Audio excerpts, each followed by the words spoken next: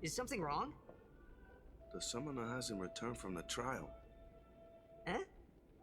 Well, apprentice summoner, really. Huh?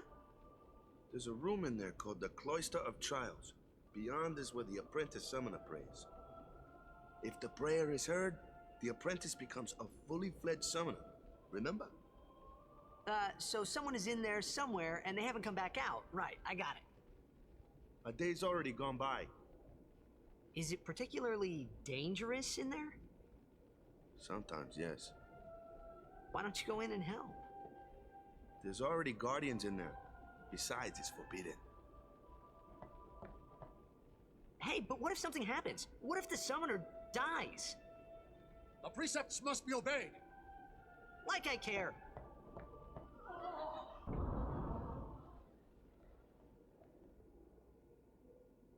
Maybe this wasn't such a good idea after all.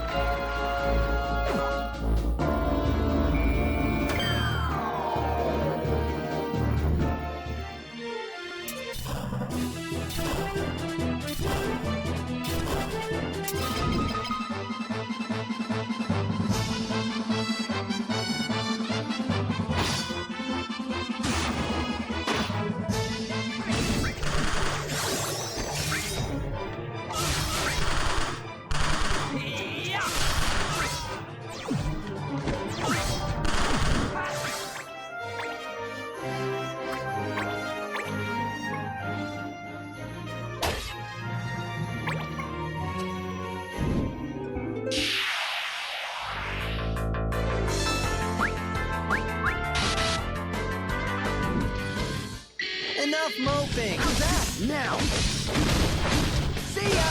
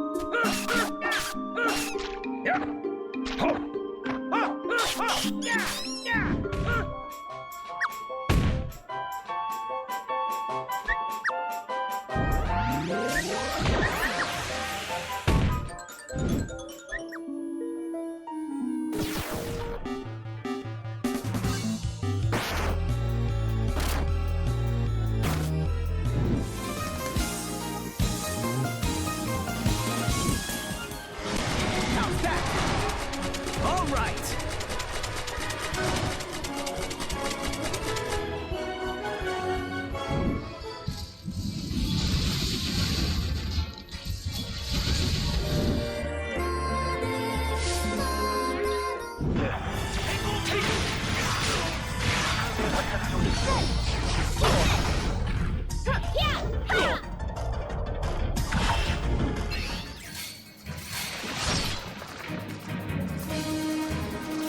Cutting you down.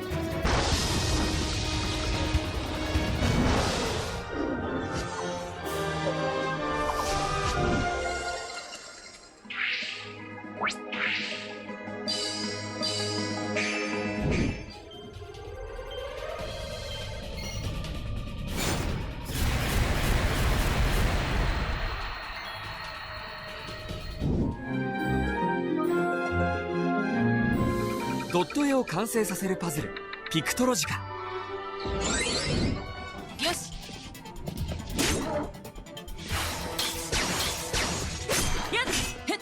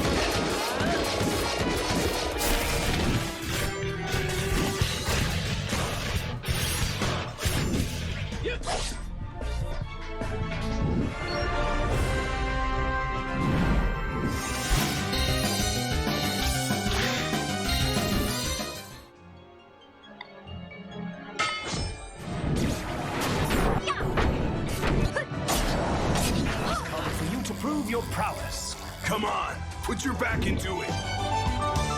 ドーム使いであられるご主人様は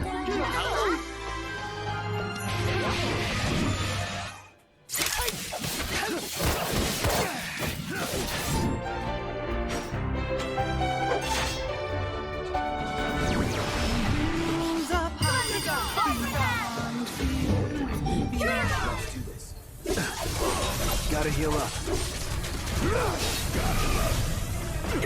I'm sworn to protect him.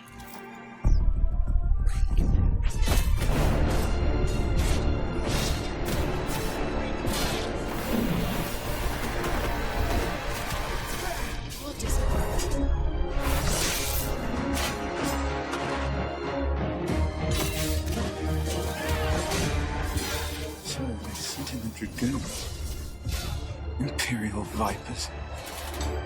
Do they really mean to invade us?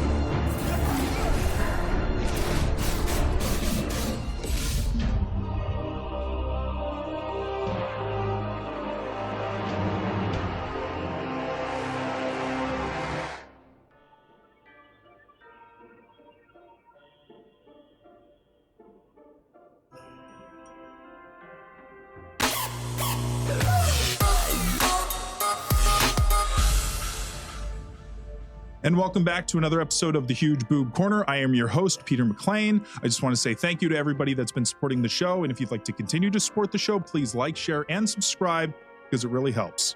Now, today I have a very special guest, very sexy guest who's here. She's recently moved to Vegas, so it's going to be exciting to get to talk to her about that. She's also pretty new to the adult industry, so I would like you to please welcome Miss Wendy Rain. Hi, everybody. How you doing? I'm good. How are you? Not too bad, not too bad. Nice Good. that it's finally starting to cool off here. No. No? No. No? No, I'm going to be freezing tomorrow. Really? Yeah. Are you? So Yeah. you're that sensitive to the temperature? I don't like cold. I mean, Yeah. I don't like to wear clothes, and that's the problem. When I get cold, I have to put on layers, and then I feel like I'm all That's suffocated. horrible. That's so horrible. You shouldn't have to wear clothes. I know. But I know, cold weather. But yeah, so if I have to put on a jacket, I get upset, but Yeah. I freeze. I usually stay at home. Okay. So Well. yeah, But you just moved here, though. I did. So how long ago did you move here? I think I finally got settled in the middle of July. Oh, that's the peak of the... VRAM is not the only parameter that determines performance. You, sir, are correct. And I have to agree slightly that the constant talk right now of VRAM, you need 20 gigs of VRAM, it is a little bit overblown. However, the reason that we massively prefer to recommend cards with that little bit more VRAM is because that's the way games are going. Cranking those textures up to high is sucking up more and more VRAM than ever before. And what I don't want to do is recommend you guys buy a GPU that's good right now and isn't very good for the future. To be clear, the 20 and 24 gigs you'll find on AMD's top-end 7900, XT, and XTX are actually overkill. You're genuinely, in most gaming scenarios, never going to leverage that amount of video memory. Of course, there may be a game in future that sucks up double the VRAM of current titles, but frankly, that's a little bit unlikely. Let's face it, 12 gigabytes is going to be more than enough for most people, especially at 1440p. Shop based on benchmarks, not based on VRAM alone. That's always been our advice, and that will continue to be our advice when shopping for a GPU. VRAM is not the only parameter that determines performance. You, sir, are correct. And I have to agree slightly that the constant talk right now of VRAM, you need 20 gigs of VRAM, it is a little bit overblown. However, the reason that we massively prefer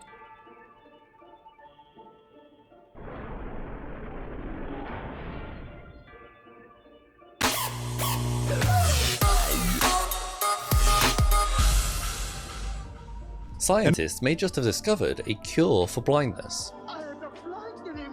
The cornea is usually kept healthy by limbal stem cells in the limbal ring, the dark ring around the outside of the iris. These cells are responsible for renewing the corneal epithelium and maintaining wound healing, but injuries, chemo, radiation therapy, or even contact lens wear can potentially damage them, leading to limbal stem cell deficiency, a condition that can cause severe vision loss or even blindness. In order to find a cure, researchers from Japan took blood cells from healthy donors and reprogrammed them into stem cells. They then created a thin, transparent stem cell sheet. After removing the damaged tissue from the patient's eye, they then laid the sheet over the top of the eye, sealing it with a protective contact lens. Sight was basically instantly restored. I can see! And a year later, when the patients were examined, 3 out of the 4 had maintained full vision improvements, with the last maintaining just significant vision improvements. A technology definitely worth keeping an eye on. If you like science and tech breakthroughs, follow for more. Scientists may just have discovered a cure for blindness.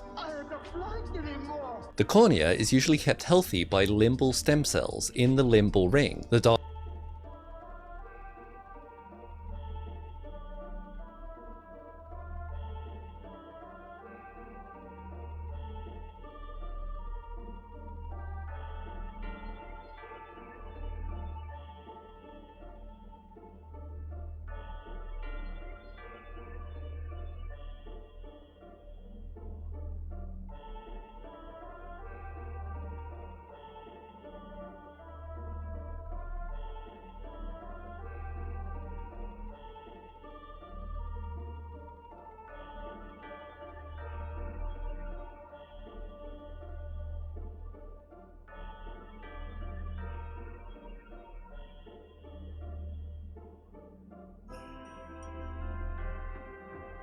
Want a six-pack? Sure, ab exercises can help with that. But did you know your core does a lot more than just look good? It's crucial for stabilizing your spine and protecting your back, especially when lifting heavy. And that's where bracing comes in. Let me show you how to do it properly. The most simple way to teach proper bracing is this lateral cue. So if I push my fingers into your side of your stomach, I want you to brace by expanding laterally. That's better, good. Now, here's another way to learn this. If I place this bell like this, so just let it sink down, push the bell away with your abs. Good, keep it away. Now, from here, take small sips of air in and out like you're breathing through a straw. The muscular engagement that you have to create to push this bell away and keep it away while you breathe, take small sips of air in, but keep this tight, that's proper bracing. Want a six-pack? Sure, ab exercises can help with that. But did you know your core...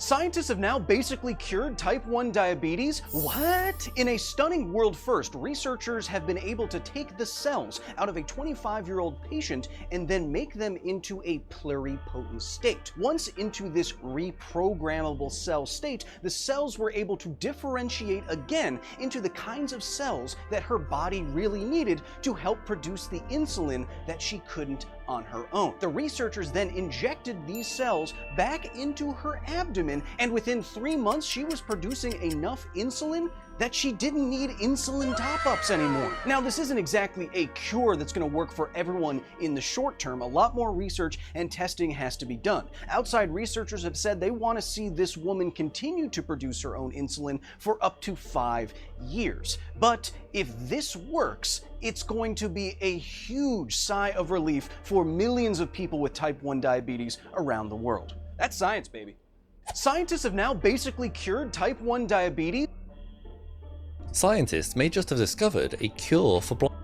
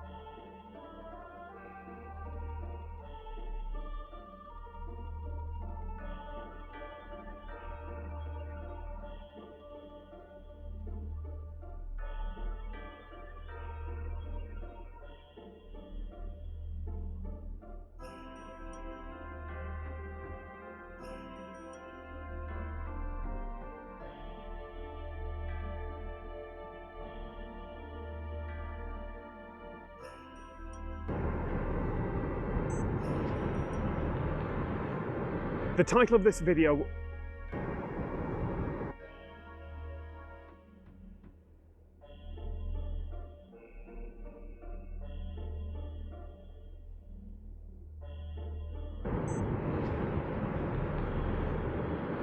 this video won't be exactly right. It only updates every few minutes at most, and besides, YouTube doesn't update its view counts in real time anyway, so don't bother refreshing and refreshing and refreshing. You won't actually be able to see it ticking up second by second. If it's actually 100% spot on, it's a miracle, but if it's close, then the code I've written is still working. But at some point, that code will break and the title of this video will slip more and more out of touch with reality. This is the story of how I made that changing title work, why it used to be a lot easier to make things like that work, and how all this ties in to the White Cliffs of Dover and the end of the universe. Now, I'm not going to talk about the exact details of my code here. It is not the important part because code is just incredibly dull on camera. But big picture, if you're automating a job like that, there are two main approaches you could take. First, you could write something that pretends to be a human. Not in some Blade Runner replicant way, but you could run a system that loads up the YouTube video page, reads the number of views, and then goes to the video manager, changes the title, and hits save. That's actually not too tricky to do. Screen scrapers have been built to do things like that for decades. And that's a fairly innocent use of a screen scraper. But if you can write code to change a title, Then you'd also write code that signs up for loads of new accounts, or spams people, or sends out messages trying to steal personal information. That's why you see those "I'm not a robot" checkboxes, which aren't impossible to defeat by any means, but they make screen scraping like that much, much, much more difficult. And plus, it's an approach that'll break quickly. Every time one of the pages that's been scraped gets redesigned, you will have to rewrite your code. But for a long time, the people who build web services like YouTube have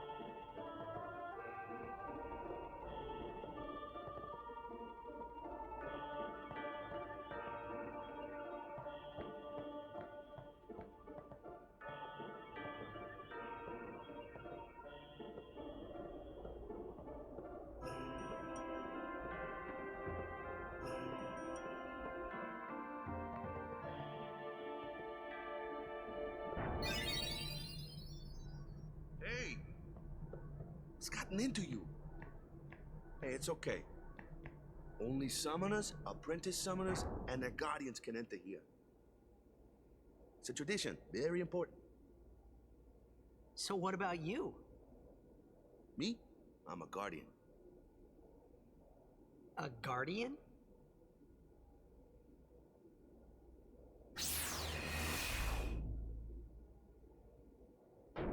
Whoa! Ah!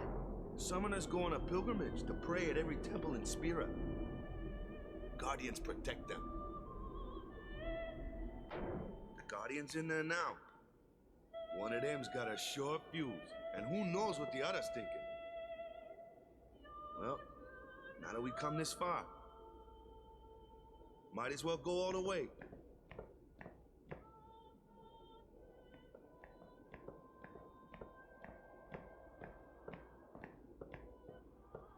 What are you doing here? Didn't think we'd be able to handle it. No, it's just... See, I told you she gets mad easy.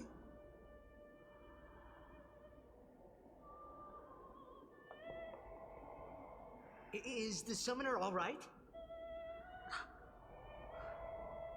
Who are you?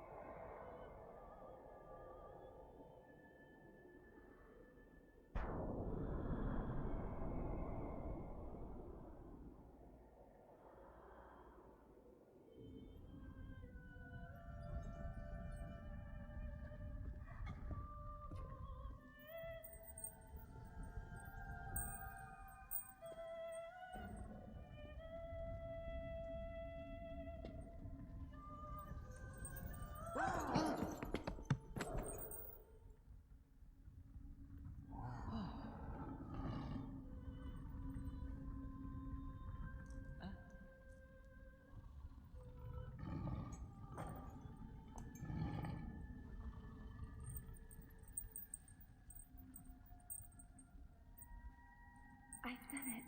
I have become a summoner.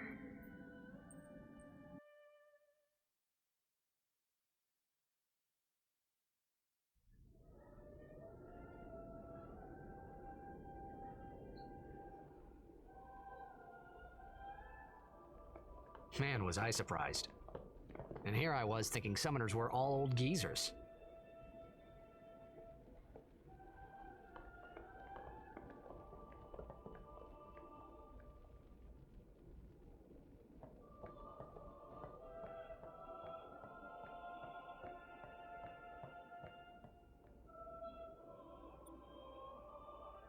Recognise that there are legitimate reasons for letting code interact with their systems, like pulling analytics data into a spreadsheet, or letting captioning services add subtitles to videos quickly and automatically. Or you might want to hook multiple web services together to automatically tweet when a new video goes up, or ask your voice assistant to search for a playlist. That can and should all be done with code. So behind the scenes, nearly every major web service has an API, an application programming interface. Until you see this. I can't see anything. Ready? Okay.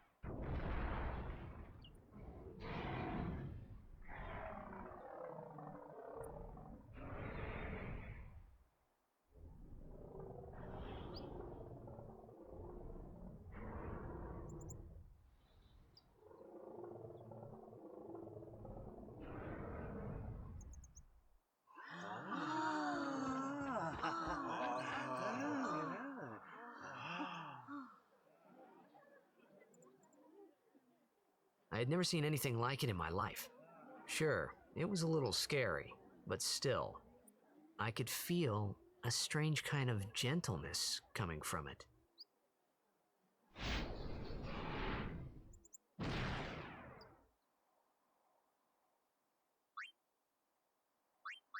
I remember that night we talked for the first time. I didn't know it then, but after that night, everything changed. For everyone. For me.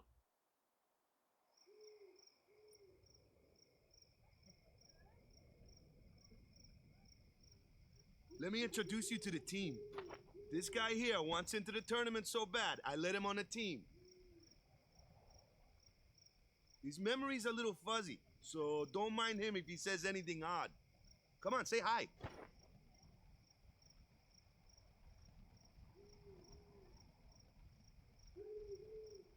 Hi guys. So what's our goal? To do our best! Nope, we got a new goal now. Our new goal is victory! To win every match, defeat every opposing team, to bring the Crystal Cup back to our island. That's all we need to do to win. Easy, huh?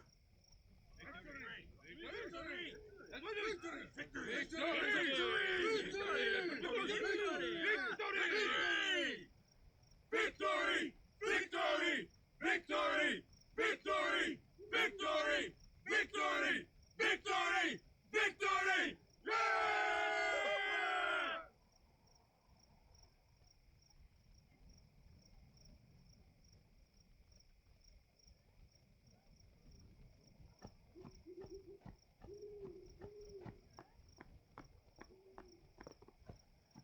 You heathen! Stay away from the summoner! You're a bad man! Lady Una, be careful. But it was really my fault to begin with. I'm Yuna. Thank you so much for your help earlier. Huh? I'm sorry about that. Wasn't I not supposed to? Guess I kind of overreacted. Oh no, I was overconfident.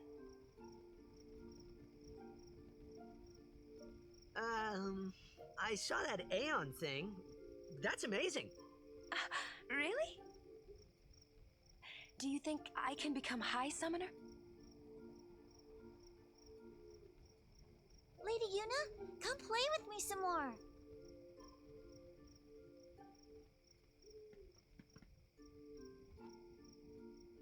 So, tomorrow then. Tomorrow? We're going on the same boat, aren't we? Oh, really? We can talk more. Huh. You can tell me all about Xanarkand. She's cute, yeah? Don't get no ideas. No promises there, big guy. Hey, but what if she, comes on to me? That's not going to happen. If you get tired, let me know. I had a bed made for you.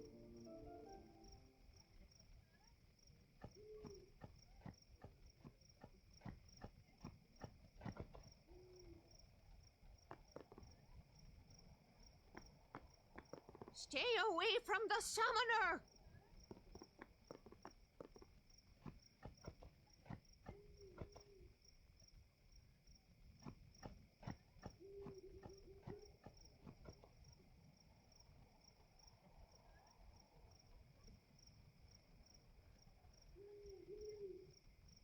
It's a way for bits of code to pass data and instructions back and forth between services safely, without having to deal with all the complicated visual stuff that humans need. So, when I want my code to change a video title, I don't ask it to open up a web browser. Instead, it sends a single request to YouTube. Here's the video ID, here's the stuff to change, here's my credentials to prove that I'm allowed to do that. Bundle that all up, send it over, and YouTube sends back a single answer. Hopefully, it's a response code of 200, which means okay, with confirmation of what the video's data has changed to. But if there's some problem with that request, it'll send back some other status number and an error message about what went wrong. I can write code to handle those errors, or for something simple like this, I can just have it fail and log it somewhere so I can deal with it later. No typing, no clicking on things, no pretending to be a human. One request out, one reply back. At least that's how it's meant to work. This idea that web services could interact with each other through code was amazing when it first became popular. It became Web 2.0, a buzzword that is now more than 15 years old. And honestly, the Web 2.0 years were some of the most optimistic times on the web. All these new startups were making sure that they could interchange data with each other. So maybe in the future you could see your friends' Facebook statuses on your fridge, or lights could flash to warn you if your bus was arriving early. The web would be all about data, and we could make all sorts of things of our own to understand it and control it and shape it. It was going to be the age of mashups. Take data and do interesting things with it.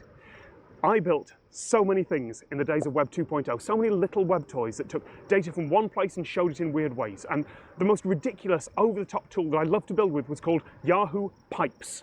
You didn't need to write any code to make a mashup with that. You could just click and drag boxes on a screen to make a flowchart, and it would all be done for you. Yahoo would run it all on their servers for free. I made a thing called Star Wars Weather. It was a really simple web page. It'd show you the weather forecast by comparing it to a planet from Star Wars. I had 1 million people visit that site in one day at its peak. A few people genuinely used it to get the weather every morning. I got lovely emails from them, and all the processing was done in the background through Yahoo Pipes. I didn't have to pay for some expensive server or pay for access to the weather data. There didn't seem to be any limit either. Yahoo just handled it because this was Web 2.0 and that was the right thing to do. And you know, they'll figure out how to make money later. Google Maps. That was free to build on too. World-class maps just to play with. I built a terrible racing game on top of it, put it in my own site, loads of people played it, I didn't pay them a penny. None of those free services exist now. And in hindsight, it was never sustainable. See, when Twitter launched, it wasn't pitched as just an app or a website. Twitter was a platform, a messaging service. You could use their website to read and send tweets, sure, or you could write code that used the API, that looked at tweets, that reacted to them, or even wrote tweets of its own. It was so quick, so open, that anyone with a little coding experience could make stuff easily. Everything you could do on the Twitter website, or later on the app, everything was available in the API for your code to play with. The first sign that something was wrong, for me at least, was the Red Scare bot. It appeared in August 2009 with the face of Joseph McCarthy as its avatar, and it watched the entire Twitter timeline, everything posted by everyone, because Twitter was small enough back then that you could do that. And if anyone mentioned communism or socialism, it would quote tweet them with not even really a joke, just a comment, just something that said, "Hey, pay attention to me." Hardly anyone followed it because, yeah, it was really annoying. Over the 6 years before it either broke or was shut down, that bot tweeted more than 2 million times. 2 million utterly useless things added to Twitter's database. 2 million times that someone was probably slightly confused or annoyed. Somehow it survived, even as Twitter's rules changed to explicitly ban look for a word and reply to it bots, even as countless other irritants got shut down. Search for every use of a word on Twitter and reply to it seems a lot more sinister these days. In a world where social media shapes public opinion, we didn't really know what we were playing with. I built some Twitter bots myself, although they weren't quite as annoying as that. My best one tweeted any time someone edited Wikipedia from within the Houses of Parliament, although I handed that political disaster over to someone else only a couple of days later when the press started calling, because that was far too much hassle. And those were just the harmless ones. To be clear, there are still people out there making really good and interesting and fun Twitter bots. But bot has a whole new meaning now, because it turns out you can't open up data access to just the good guys. I remember being really impressed with Facebook's API. It was brilliant. I could pull my data and all my friends' data and do weird, interesting things with it. We all know how that turned out. It's amazing, in hindsight, just how naively open everything was back then. APIs were meant to create this whole world of collaboration, and they did, at the cost of creating a whole lot of abuse. So over the years, the APIs got replaced with simpler and more locked down versions, or were shut down entirely. Or in the case of Twitter, their website and app gained features like polls and group DMs, which were just never added to the API. You want to use those features? Or you're going to have to go to the official app or the official site, because after all, if people can access the platform however they want with code, how on earth are Twitter going to show them adverts? Nowadays, if you want to build something that connects to any major site, there will be an approval process so they can check in on what you're doing. And that connection could get shut down at any time. The Google Maps games that I made, the Twitter toys, anything I ever built on Yahoo Pipes, they're all broken now and they can never come back. Pipes must have cost Yahoo so much money. Even if the service you're building on survives, there's still upkeep associated with making anything that connects to an API. Sooner or later, the server you're hosting your code on will fail, or there'll be a security patch that you'll have to install, or technology will move on enough that you'll need to update and rewrite the whole thing, and you will have to ask yourself the question, is it actually worth it? Computer history museums are filled with the software and hardware that I grew up with and that I'm nostalgic for, because they all ran on their own. They didn't need any ongoing support from an external company, but if what you're making relies on some other company's service, then archiving becomes very, very difficult. So for the time being, every few minutes my code is going out to YouTube, asking how many views this video has, and then asking to update the title. Maybe it's still working as you watch this, but eventually it will break. Eventually, so will YouTube, so will everything. Entropy, the steady decline into disorder that's a fundamental part of the universe. Entropy will get us all in the end. And that's why I chose to film this here. The White Cliffs of Dover are a symbol of Britain. They are this imposing barrier, but they're just chalk. Time and tide will wash them away a long time in the future. This too shall pass. But that doesn't mean you shouldn't build things anyway. Because just because something is going to break in the end doesn't mean that it can't have an effect that lasts into the future. Joy, wonder, laughter, hope, the world can be better because of what you built in the past. And while I do think that the long-term goal of humanity should be to find a way to defeat entropy, I'm pretty sure no one knows where to start on that problem just yet. So until then, try and make sure that the things you're working on pushes in the right direction. They don't have to be big projects. They might just have an audience of one. And even if they don't last, try to make sure that they leave something positive behind. And yes, at some point, the code that's updating the title of this video will break. Maybe I'll fix it, maybe I won't, but the code was never the important part.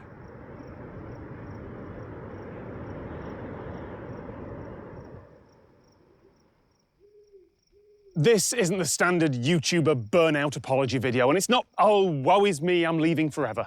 I'm going somewhere with this. Literally.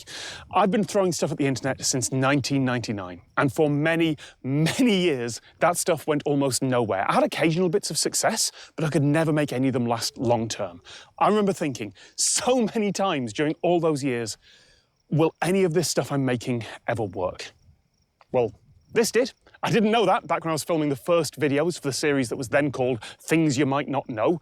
I just held out my phone at arm's length and talked into it for 90 seconds with almost no research. I really don't like those videos now. But the first of them was published exactly 10 years before this one, to the minute, 4 p.m, January the 1st, 2014. For the first month of that format, I was publishing a video almost every day, and then I settled down. One video a week, mostly on location near windswept infrastructure, but there's computer science and linguistics in there too, and occasional green screen animated videos. I experimented with other formats on other days, but the rule I set myself was Monday, 4 p.m, something interesting.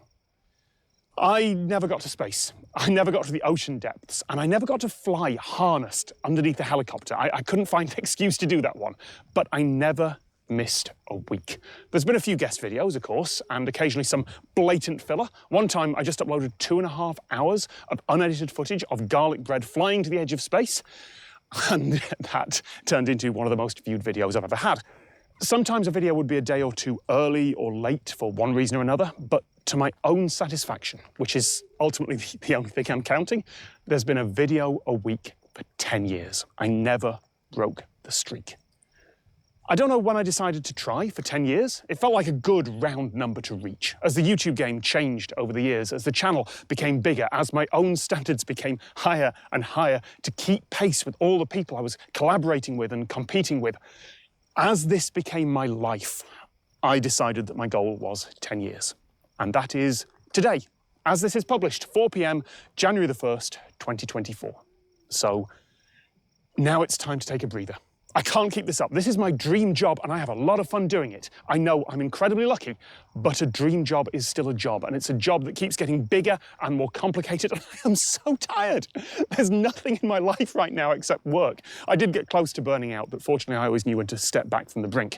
And it's not like I can drop the quality back down. That's not how YouTube works these days. Over the last year or so, I have talked to some folks who are more successful than me, who were in this position a few years back. And it's clear that I now have two possible choices. I could keep making bigger and better things, keep climbing the ladder, build a business, hire full-time employees, and end up as a manager. And that would be great for someone who isn't me, but I know I'm bad at that, and I'd hate every second of it. So, option 2, I could not do that. I could do less and be happier. So I'm taking a break for some time. I don't know when or if I come back, but when I do, it won't be weekly, at least not in this format, not here. This probably isn't goodbye, like not forever. The podcast I host, Lateral, is still going out weekly. My newsletter's still going out. The Plus channel will probably return at some point. There'll likely be new technical difficulties episodes. There are links to all those things around here somewhere, and there will probably be all new projects here or somewhere else, projects that are experimental and weird and can fail, because I miss doing stuff like that. And when some fool comes along and goes, "Oh, you fell off, this new stuff isn't getting the views, is it?" Yeah, okay, that's fine. This project has worked and it's time to move on. I'm still going to be looking for interesting things to film here. There'll probably still be videos here from time to time. I really do love doing this. There is a part of my brain that desperately does not want this to end. So if you've got an idea for a future video, you can still tell me about it, and one day I might make it. But right now, I need to spend time with people I hold dear. I need there to be things in my life that are not work, and it's been years since that's been true. I never celebrated the milestones. Subscriber numbers weren't ever my goal, so I never did any big, so many subscribers thank you videos, but still, thank you to you watching and to everyone who's helped along the way. I did think that I should end this with a big, syrupy, sentimental, self-indulgent montage and head off into the sunset. And you know what? Just this once, for the first time in 10 years, that's exactly what I'm gonna do.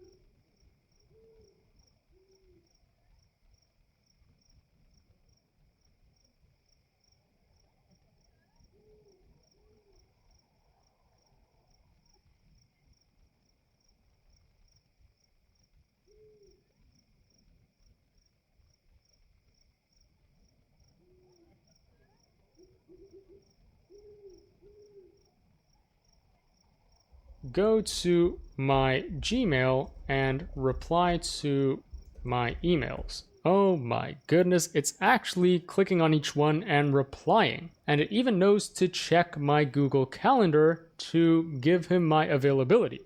This is pretty insane. Alright, how about this? Go on X and like and comment on the first 5 posts about machine learning.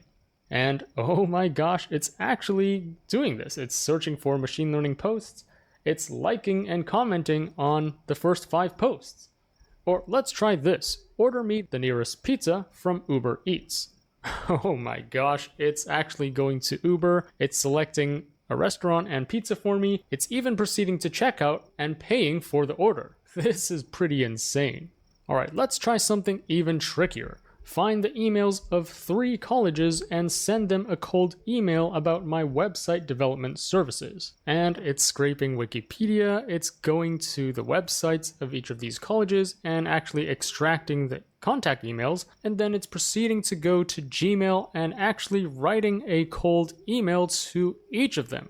Oh my gosh, this can totally automate sales and outreach jobs. Guys and gals, finally we have an AI agent that actually works. This agent can autonomously order food, reply to your emails, post and engage on social media, and even do sales and outreach on your behalf. This can save you so much time and significantly improve your productivity. But before we jump into this agent, here's the backstory. In the past year or so, I've been trying to hunt down an AI agent that actually works. There are a lot of things that I just want to get an AI to automate, like writing my newsletter or posting on my social media accounts or helping me draft a YouTube script. But I haven't come across any particular agent that can actually do these tasks well without running into any errors. I've tried pretty much all of them, including AutoGPT, AutoGen, Baby AGI, Multion, Smith OS, and even Claude's recent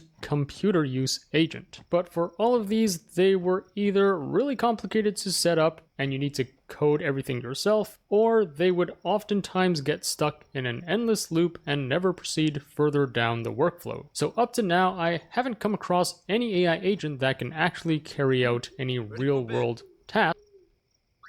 Good. Sleep tight.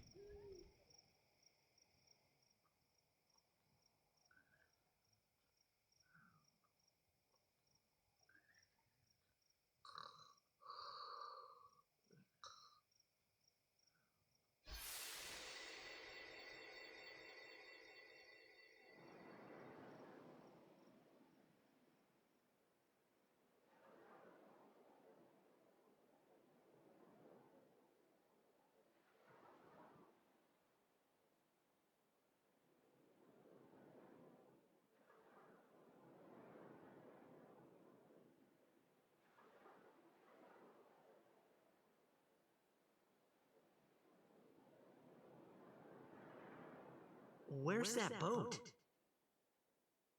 Everyone will find us if it doesn't come soon. You really sure this is okay? Would you take me to Xanarkand? Hey! You said you'd go with me! Oh, hey, I thought Waka told you not to get any ideas. He did?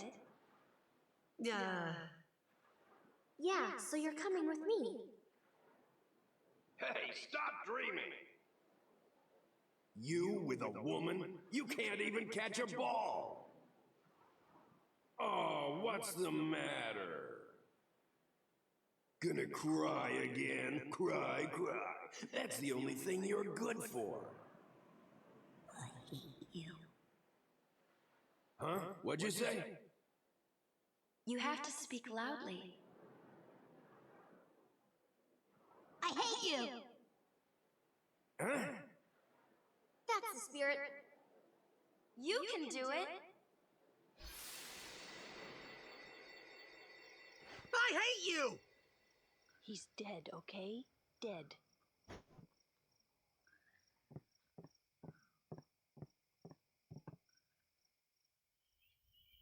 He does look a lot like Chapu. I was surprised too, the first time I saw him. But no matter what he looks like, he isn't Chapu. You shouldn't have brought him here in the first place. Yeah, but he needed our help. Excuses again?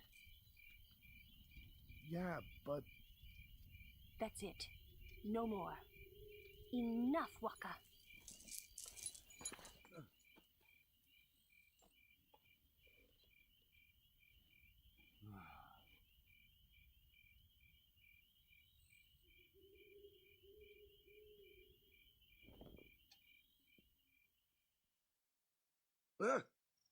Scary. So, who's Chapu? My little brother, Chapu. He looked like you. He's dead? He was with the Crusaders when they fought Sin last year. He didn't make it. I first heard on the day of the tournament. Oh, so that's why. I became a guardian to fight Sin, yeah? Revenge, then? That was the idea. I'm more worried about a stupid game now than avenging my brother. Well, after the next tournament, I'll be a guardian full-time. I know it kind of looks like I'm using you, but I'm not. Don't worry. I mean, I owe you a lot. You really helped me out, you know? What I mean is... Thanks, Waka. Stop. You're embarrassing me.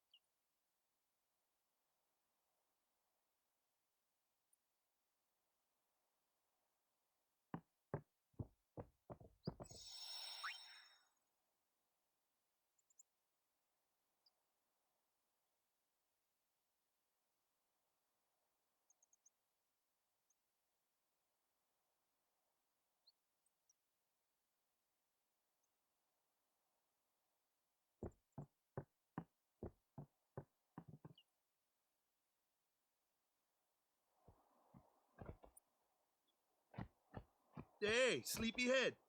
Something I want to give you. Whoa! You're giving this to me? Yeah, use it well.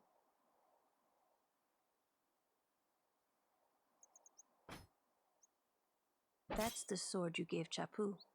Well, he never used it. Where's Yuna? We're taking the same boat as Yuna, right? Why do we gotta wait here? Yuna came to this village 10 years ago, when the last calm started. The calm? Since then, she's been like a little sister to me and Lulu. But she had the talent. She became an apprentice. Now, today, she leaves as a summoner. This is our journey. We should leave together.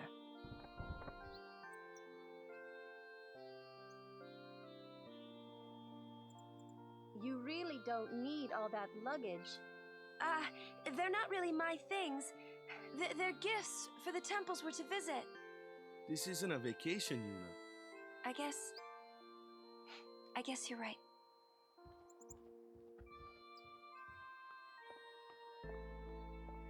Okay, off we go.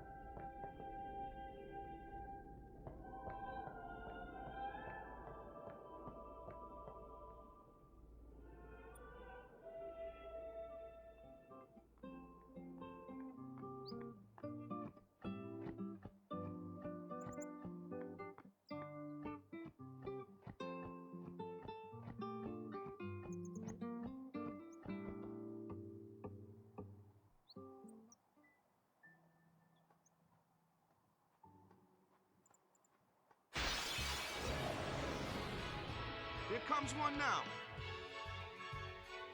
Hey, why don't you try out that sword I gave you?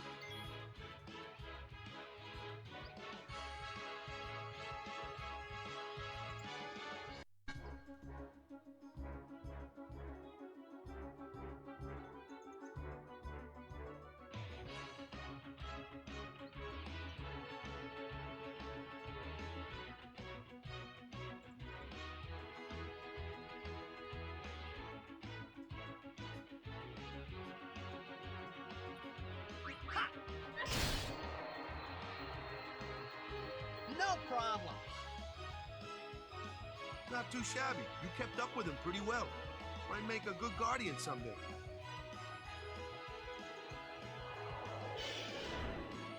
A flyer! My kind of customer.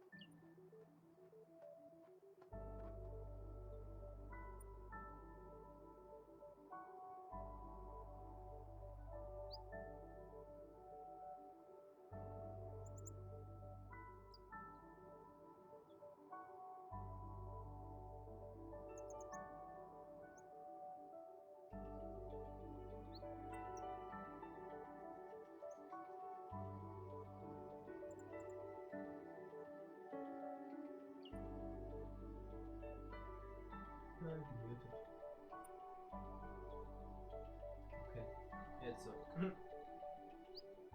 Jetzt ist an.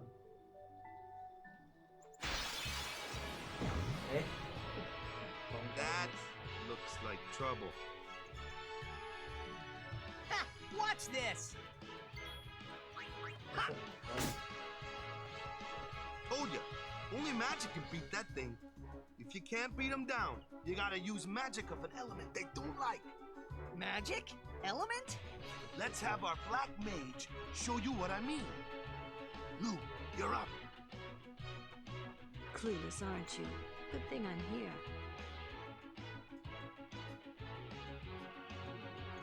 Magic and fire event trigger. Magic and flames have properties for elements.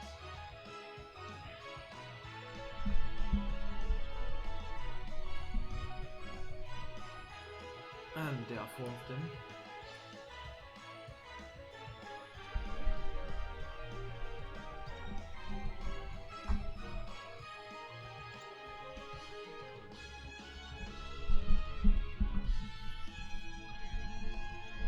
So, there are 4 of them.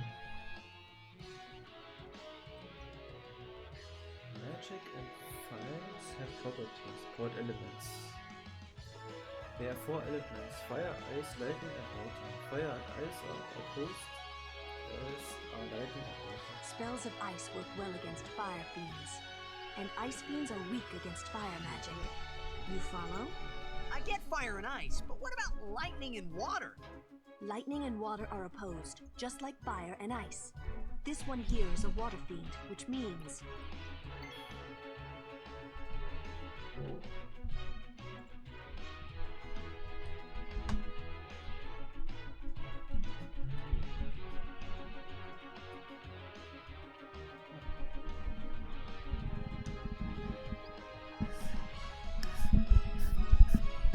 Drehen.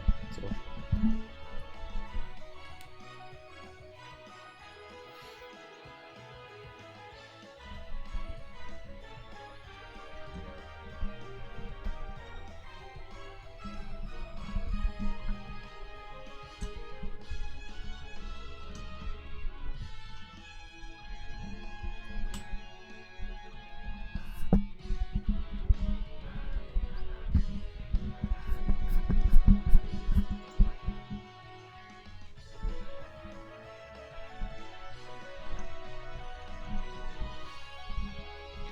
Ja,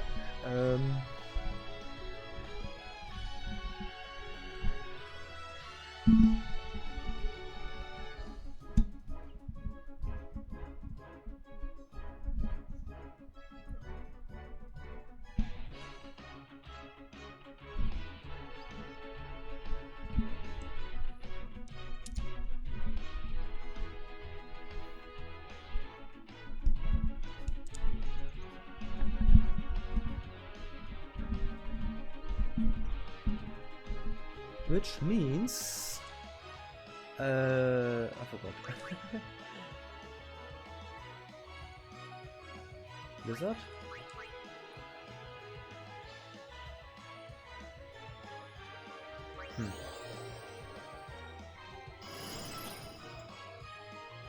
Das war falsch, ne?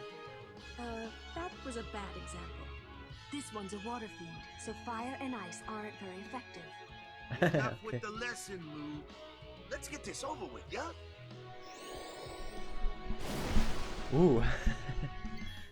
Das Game ist hübsch. Wenn mir das Spiel durchgehend gefällt, dann werde ich die anderen 3D-Titel auch noch spielen. Die anderen guten Final Fantasy Games auch noch spielen. Und weil ich es in der Vorschau gesehen habe, im Überblick, bedeutet das 13., 15. und irgendwann auch 16. halt. Ja. Genau, 10, 13, 15 und 16, das sind die bestaussehendsten Final Fantasy Titel. In der aktuellsten Version halt. Ja, Thunder, ne? Fire, Blizzard und Water. Also nur Thunder. 366, jo.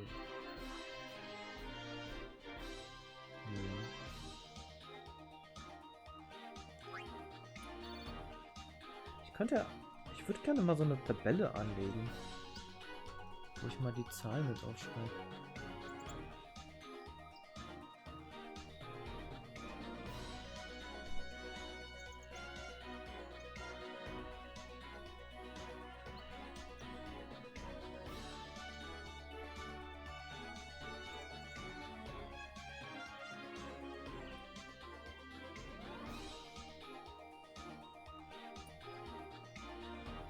Hier würde ich einfach mal ein bisschen ein paar Zahlen schreiben. Da drauf. Ein paar Zahlen notieren. Also es war jetzt 277 zu, ich glaube 355 oder so.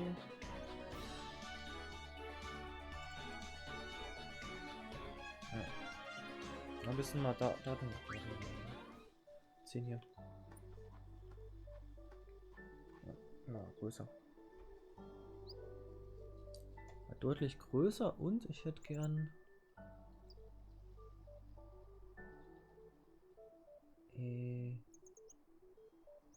da wieder. Gut.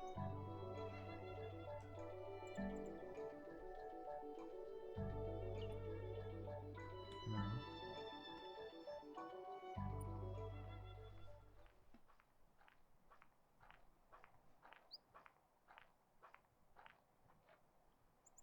Take your time.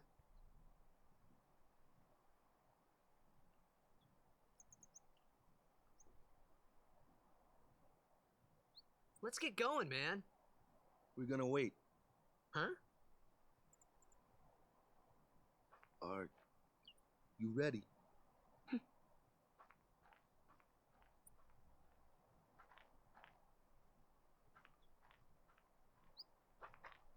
What's going on?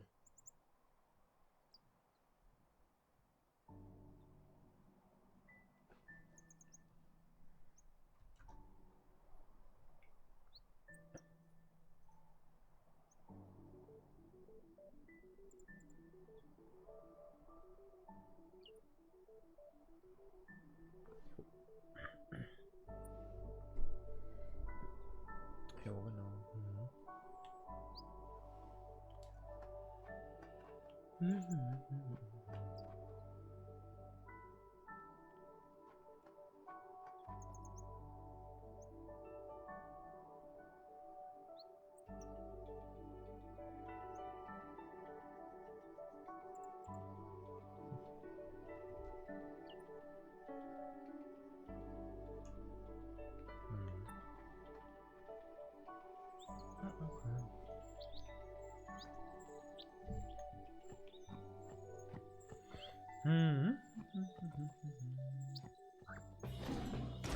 Oh, cool.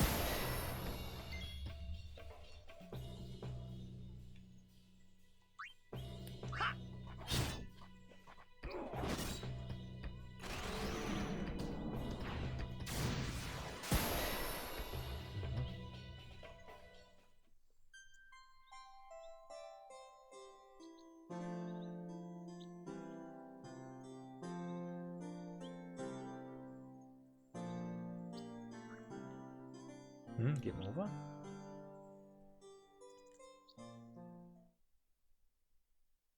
Hey.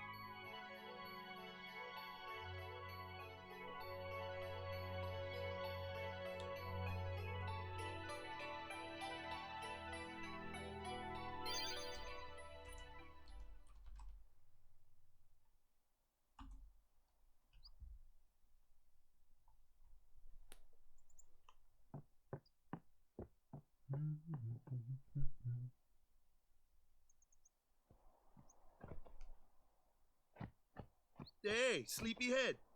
Something I want to give you. Whoa, you're giving this to me? Yeah, use it well.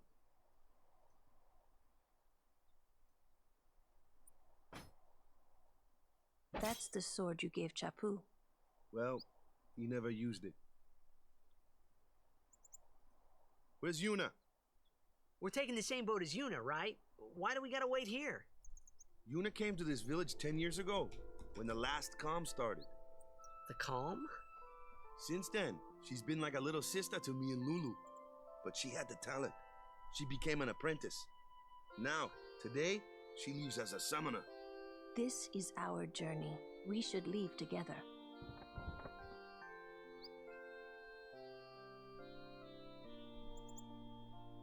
You really don't need all that luggage. They're not really my things.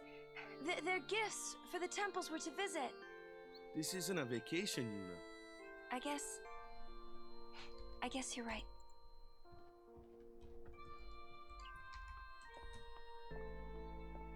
Okay, off we go.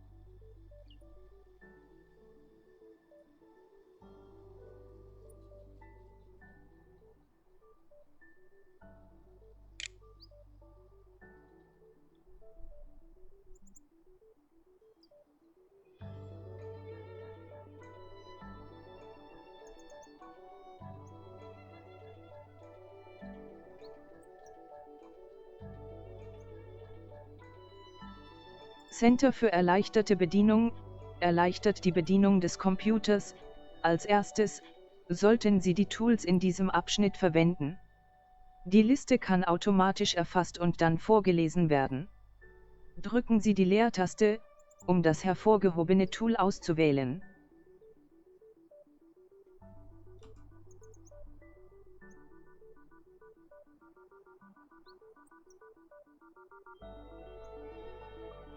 Center für erleichterte Bedienung, erleichtert die Bedienung des Computers. Als erstes sollten Sie die Tools in diesem Abschnitt verwenden. Die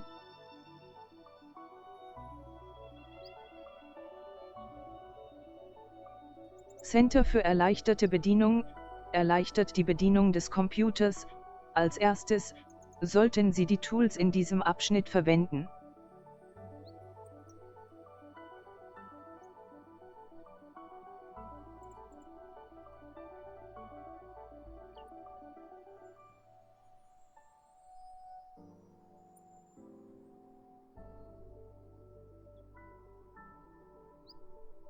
Center für erleichterte Bedienung, erleichtert die Bedienung des Computers. Als erstes sollten Sie die Tools in diesem Abschnitt verwenden. Die Liste kann automatisch erfasst und dann vorgelesen werden. Drücken Sie die Leertaste, um das hervorgehobene Tool auszuwählen. Sie können durch die Optionen mit der Tabulator-Taste navigieren und Optionen mit der Leertaste auswählen.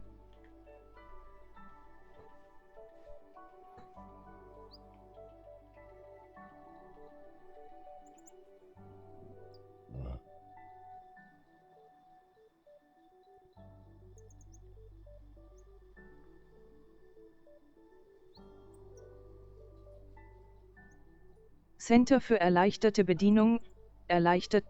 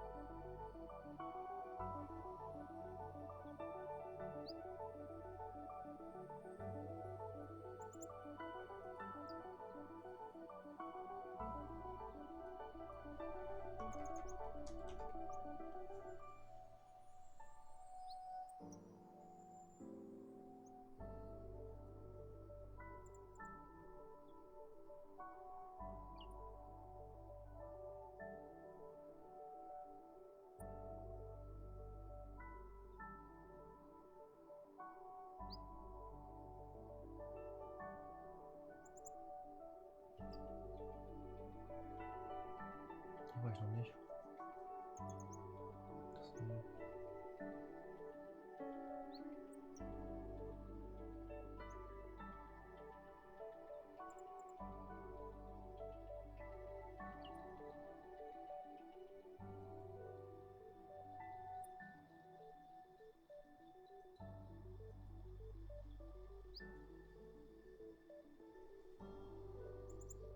Cool.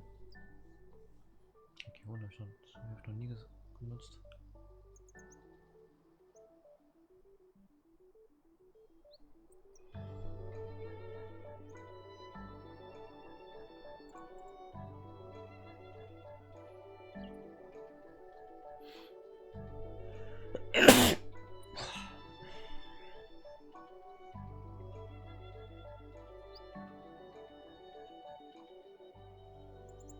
Ach da. Hm.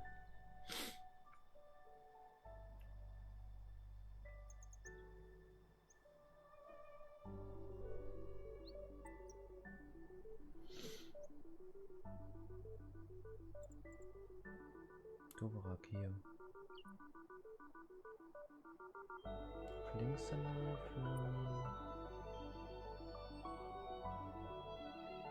rechts danach.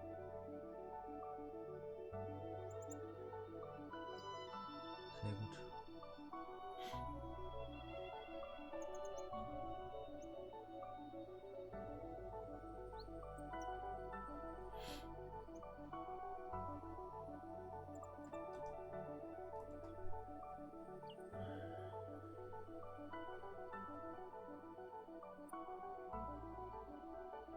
Hm?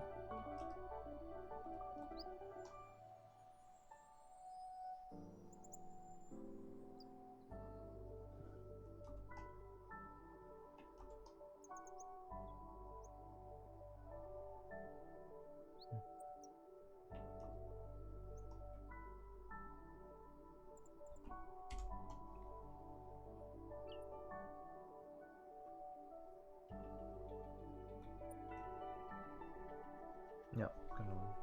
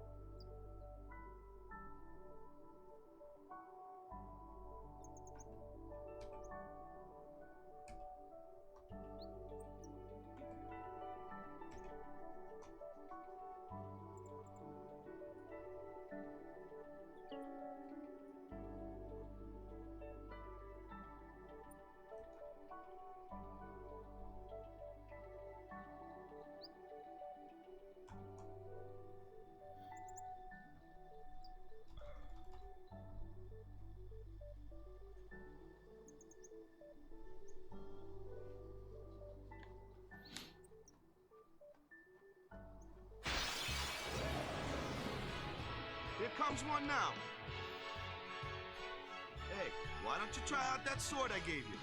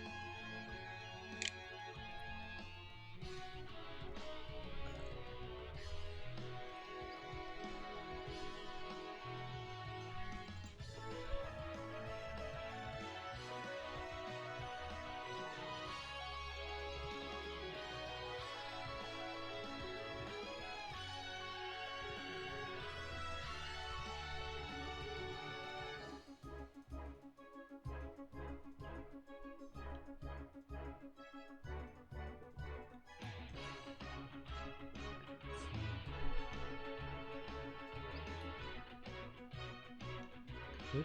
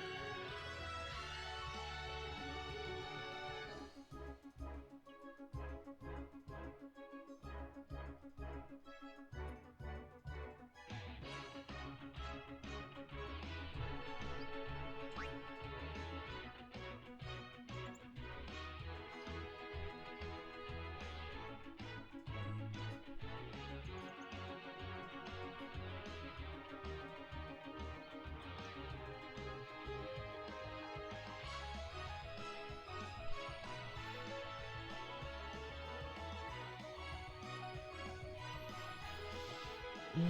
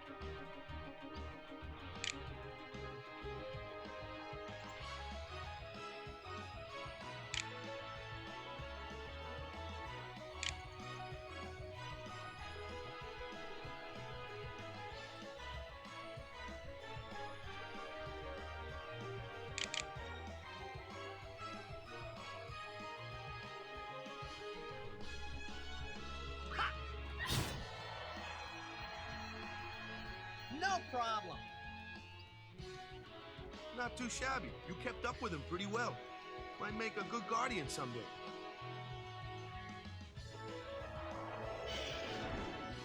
A flyer! My kind of customer.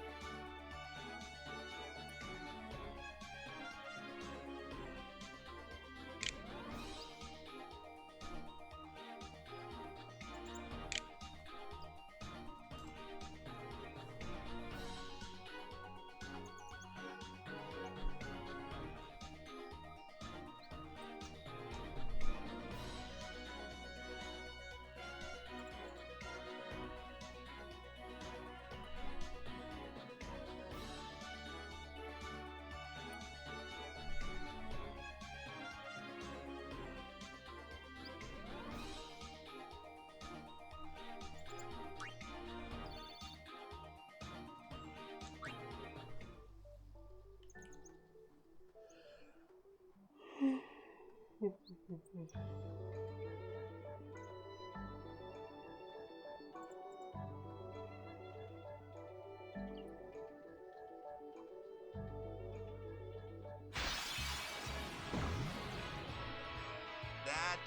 looks like trouble. Ha! Watch this!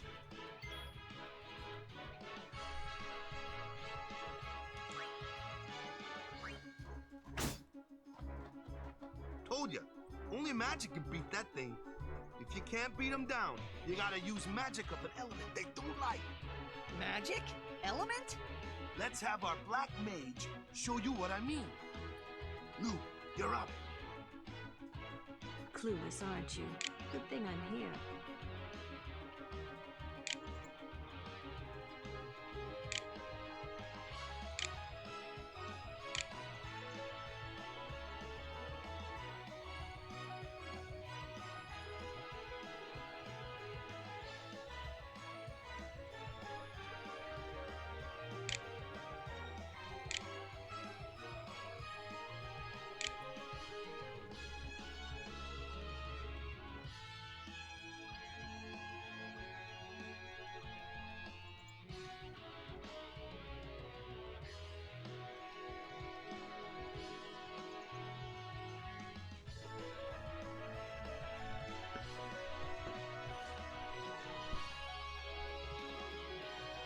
Spells of ice work well against fire fiend, and ice fiends are weak against. You follow?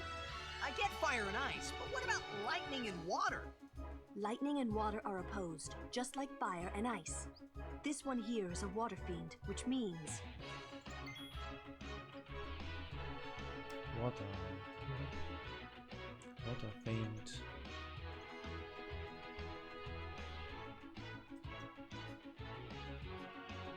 Feinden nennen sie das.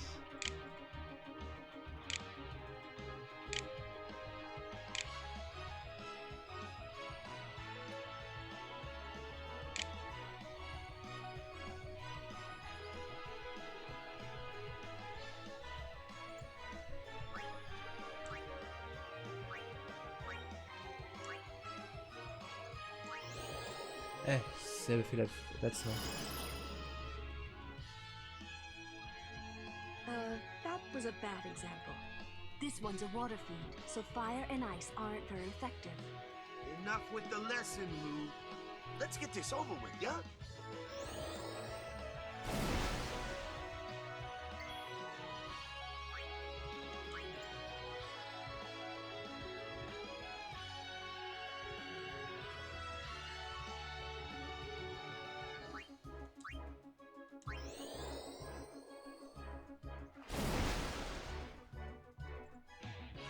Whoa, hey, what are you healing that thing for? This is the sort of thing that can happen if you pick the wrong element.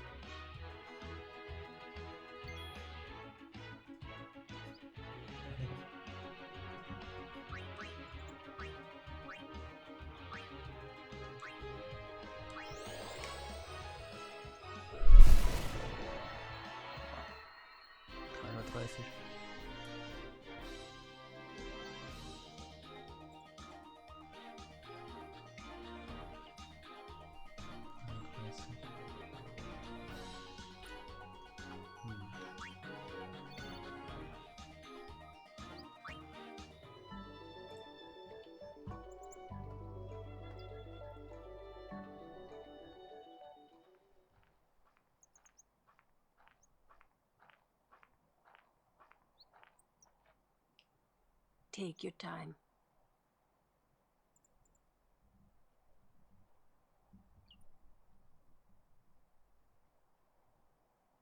Let's get going, man. We're gonna wait. Huh? Are you ready?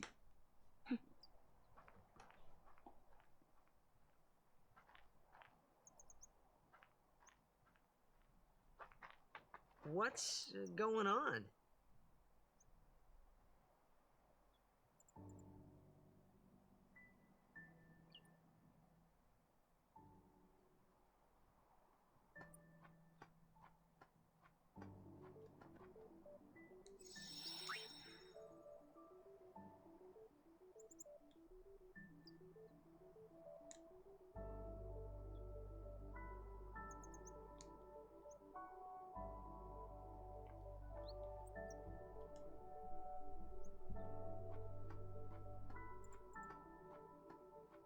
This isn't the way to the pier.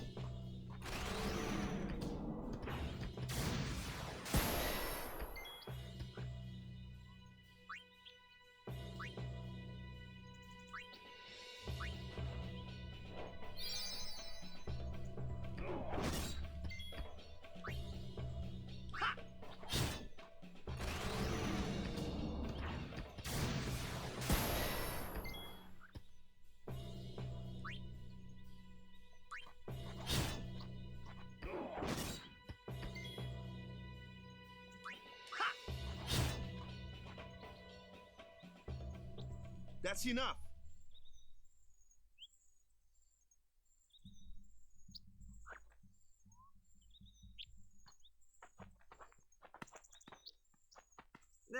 What's with that guy?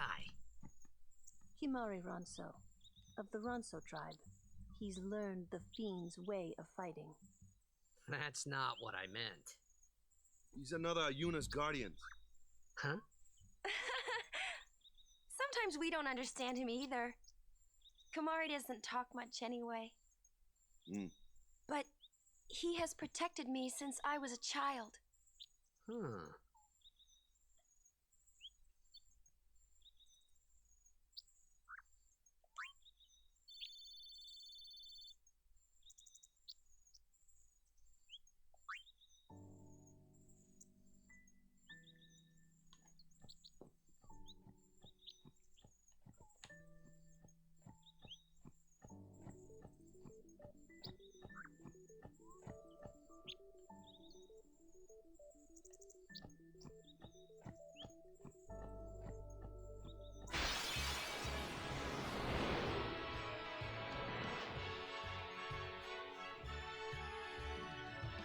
A flyer!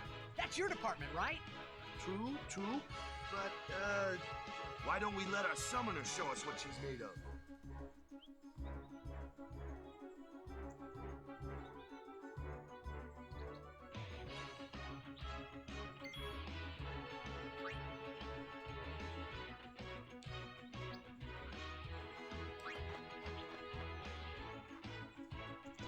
Your first real battle.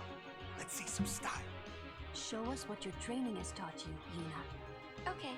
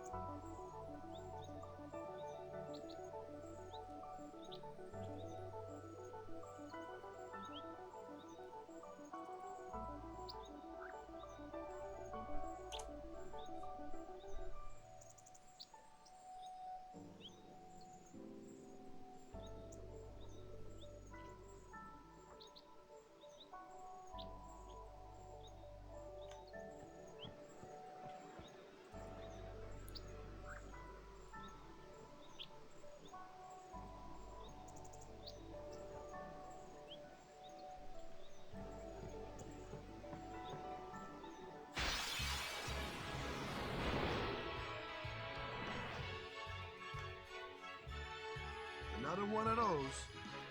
No problem. Leave this one to me, huh? Say goodnight, birdie.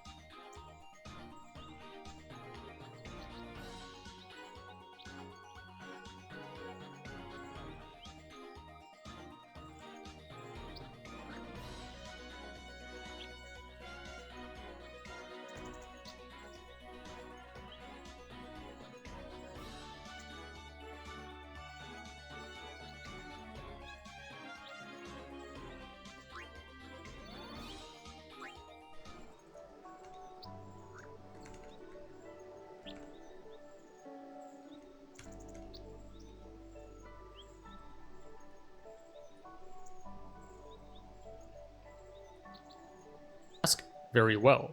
Now, a few weeks ago, I heard about this agent called Do Browser on Twitter or X, and their demo reel, at least, was quite impressive. So I reached out to the founder asking if I could get early access to this as soon as it was ready, and then fast forward to this week, I finally got access to this. So this tool is called Do Browser, and note that this video is not sponsored, this is completely organic, and I could completely roast it if this tool sucks. In this video, I'm going to test this out on real-world tasks and show you how good or bad this AI agent is. At least for me, the results were quite shocking. So right now, this is available as a Chrome extension. I'll link to this in the description below, and it's pretty simple. You don't need to clone any GitHub repo, you don't need to work with any code at all. All you need to do is click on Add to Chrome. So let's do that, and I'm going to click Add Extension. So afterwards, you should see this Do Browser has been added to Chrome. Now, to use Do Browser, all you need to do is click on the Do Browser icon at the top right of your Chrome window, and this should open up this chat interface. If you don't see this icon, it's probably because you have not pinned this. So if that's the case, then you just need to click on this extensions icon and then click on Do Browser, and again you should see this interface. Another way you can use Do Browser is to simply type Do in the search bar up here, and then once you press space, you are now using the Do Browser. So whatever prompt you do afterwards, it's actually prompting the Do Browser to carry out the action in your Chrome window. Now, if this is your first time opening this, then you're gonna see this message, please sign in to continue. Now, I've been given early access to this, so I can sign in with my email and use this, but I'm not sure, at least at the time of this recording, if you can do the same yet. I'll keep you posted once they do release it to the general public. Anyways, let's click sign in, and then once I've signed in with my Gmail account, you should see this. Alright, first, let's see if it can help me reply to all the outstanding emails in my inbox. So for the prompt, I'm going to write go to Gmail, reply to the most recent 3 emails. Please automatically reply to the emails based on your own judgment. No need to ask me for feedback. If he asks for my availability, check my Google Calendar and answer him accordingly. So let's press enter and see if it can figure this out. So first, it has decided to go to Gmail, and then it looks like it's opening the first email. So this email is asking about AI tools for research. It has decided to click reply, and now it's typing in a reply. And in fact, this is happening really quickly, so it's already hitting send within like 2 seconds of opening this email. And now it's already proceeding to the second email. And you can see now it's actually opening Google Calendar to see my availability. Now, as you can see, within like 2 seconds, it was able to open the next email, read it, write a reply, and hit send. So this is blazing fast. In fact, this is happening so fast that I don't even have time to do a voiceover explaining all the steps. So in fact, what I'm going to do is just play this, and note that this is 1x speed, I'm not speeding this up, and then after it is finished processing all 3 emails, then I'm going to open up each email and show you how it replied. But for now, note that this is too fast for me to do a voiceover explaining all the steps, because after I explain one step, it's already moved on to like the next few steps. Okay, so it's done now. Note that at the bottom here it says, I have successfully replied to the 3 most recent emails in your Gmail inbox. Let me know if there's anything else you'd like me to do. So let's open up my inbox, and as you can see before, these were all unread. Also, this Google Calendar was not open. So let's click on this first one. For the first email, he wrote, Hi AI Search, I was wondering if you have any recommendations on AI tools for research.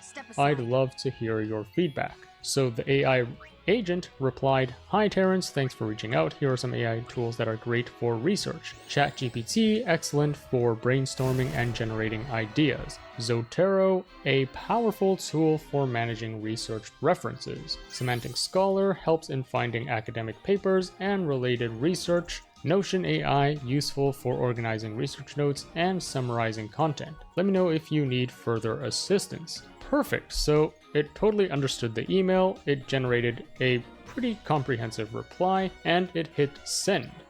Let's go back and inspect the second email. So, here's the second email. Hi AI Search, reaching out to see if you're available to chat about our business. Let me know a good time to talk. And if you remember, when it was executing this, it actually opened up my Google Calendar to see when is a good time to talk. Now, note that I have 2 times blocked off here. One is from 5 to 7, and the other is from 9 to 11 a.m. So it knows to analyze my calendar and understand that, okay, I'm free after 11 a.m. So that's exactly what it wrote. Hi Terrence, thanks for reaching out. I'm available to chat today after 11 a.m. Please let me know if that works for you or suggest another time. Looking forward to your response. Perfect. And then finally, here is the third email. So in this email, Terrence was asking, Hi AI Search, I was thinking about our marketing strategy and I wanted to bounce some ideas off you. I think we could be doing more to engage with our target audience, and I was thinking about ways to improve our social media. Go to my Gmail and reply to my emails. Oh my goodness, it's what if you can get this AI agent to automate the entire process, Poe and Zendesk? This can help me increase my productivity and save so much time. For all trivial emails, I can just put it into one folder and then get this AI to respond to all those emails in that folder. Now note that for more important emails that require your decision or that involve a lot of money or a lot of high stakes, then of course you wouldn't get this AI to reply to those emails. But for everything else, I mean, this AI can handle it pretty smoothly. All right, next, let's see if it can help me order food from Uber. So again, I'm going to open up my Do browser chat interface, and then for the prompt, I'm going to type order pizza from Uber Eats. Just pick the nearest one that's under $30. No need to ask me for feedback, use your own judgment. So I'm going to press enter and see if it can pull this off. First, it's going to the Uber Eats site, and note that I'm already logged into my Uber Eats account. I've already added my address. Now it knows to search for pizza in the top search bar. Okay, so next it's selecting one called Pizza Garden, which is 1.9 miles away. Next it has added this Neapolitan pizza, which is $18, so it is under $30. And now it's actually, I believe, going to checkout, and it's actually continuing to the payment. Let's see if it'll click pay. Yes, it does. All right. So just a warning here, if you've already added a payment method and you get this AI agent to order things on Uber or buy stuff on Amazon, it will actually proceed to buy stuff for you. So just a warning there. For me, I deliberately removed my payment options so that it could not proceed further. But you can see it got as far as this add a payment method, and then in the chat here it says it seems the payment method needs to be added to proceed with the order. So I need to manually add the payment. So that's where it ended the workflow. But note that this 100% could help you order food from Uber Eats. Simply based on your criteria, it can help you search for a restaurant, pick the correct item,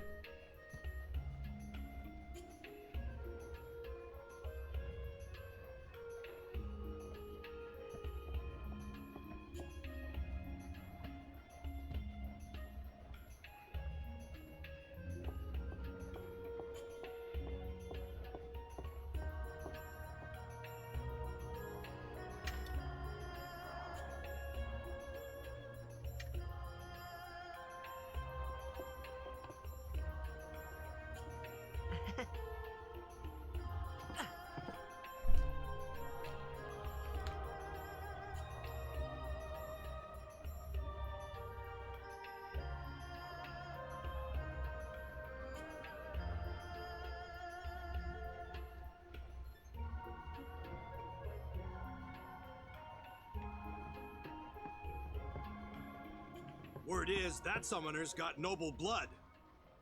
I heard she's Lord Braska's daughter. You don't say. Lord Braska's daughter?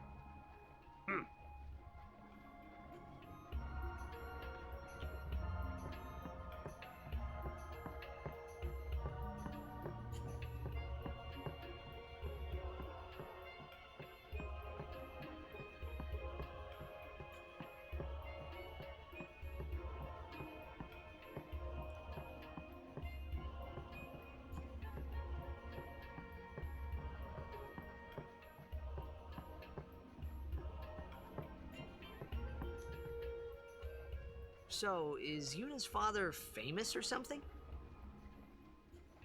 She's the daughter of High Summoner Braska. You saw his statue at the temple.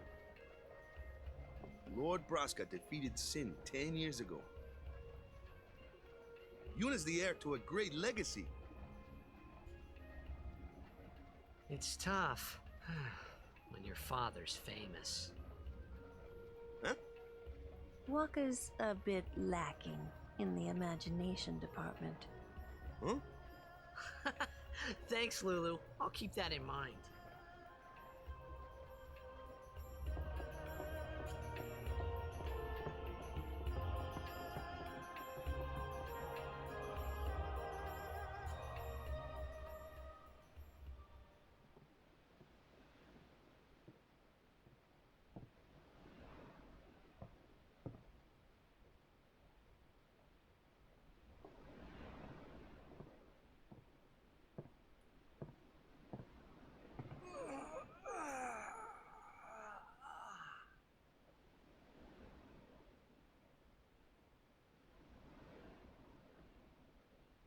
The wind.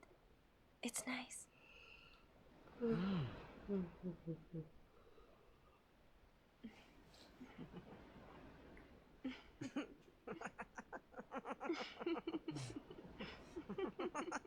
Schön.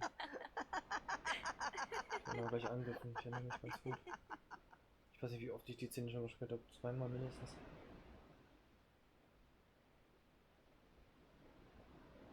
You're a blitzball player, aren't you? From Xanarkin, right? You hear that from Waka? Huh.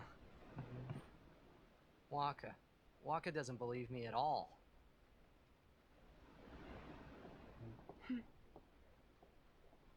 But I believe you. Huh? I've heard in Xanarkin there is a great stadium, all lit up, even at night. Huh? Great blitzball tournaments are held there, and the stands are always full. How do you know that? A man named Jack told me. He was my father's guardian. Checked.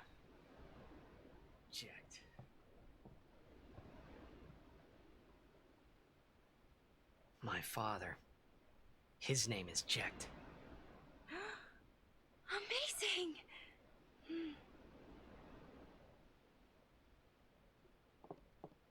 You know, our meeting like this must be the blessing of Yevon. Sounds like him, but it can't be him. Why not? My old man, he died. 10 years ago, off the coast of Xanarkin. I'm sorry. He went out to sea for training one day, and never came back. And no one's seen him since then. Why, that's the day that Jecht came to Spira. But, It's true, I first met Jecht 10 years and 3 months ago. I remember that was the day my father left. The date fits, doesn't it?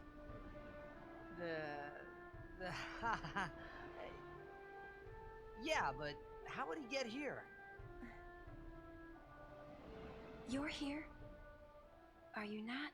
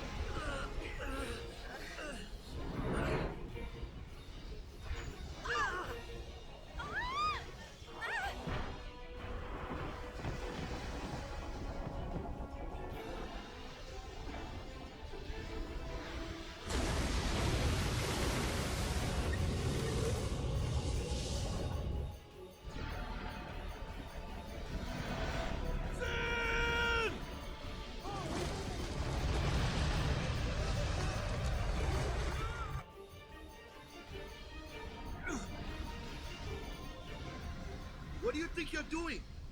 Stick a harpoon in him and we'll all get dragged under. Sin is going for Kilika. We gotta distract it. Our families are in Kilika. Forgive us, Lady Summoner. Wait! Oh boy!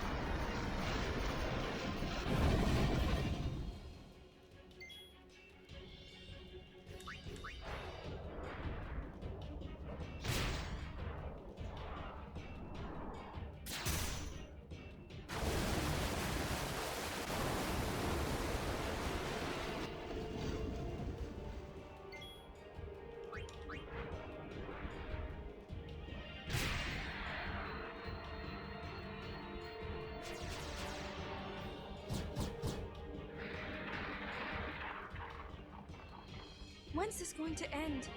The fin, quick!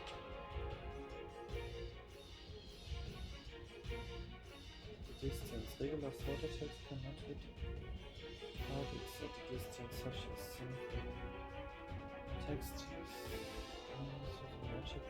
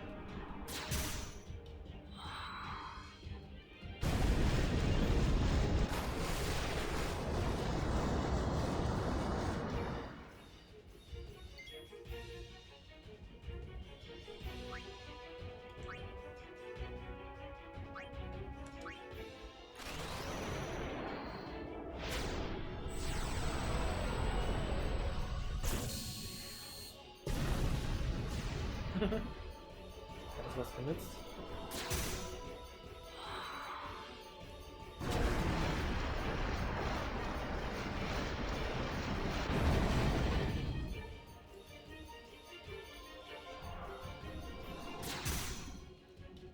Ups.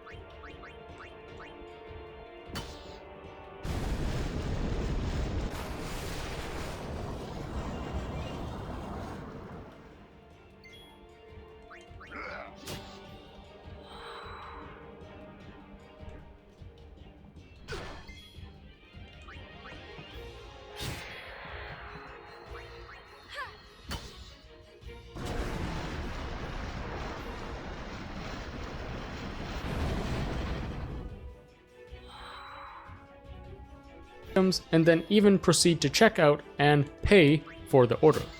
Thanks to Thoughtly for sponsoring this video. Thoughtly is a powerful AI platform that automates phone calls using natural-sounding AI voice agents. These agents can be set up in just 17 minutes, so you can quickly start taking calls without needing any staff or complicated systems. Thoughtly is perfect for automating customer service, sales, and marketing.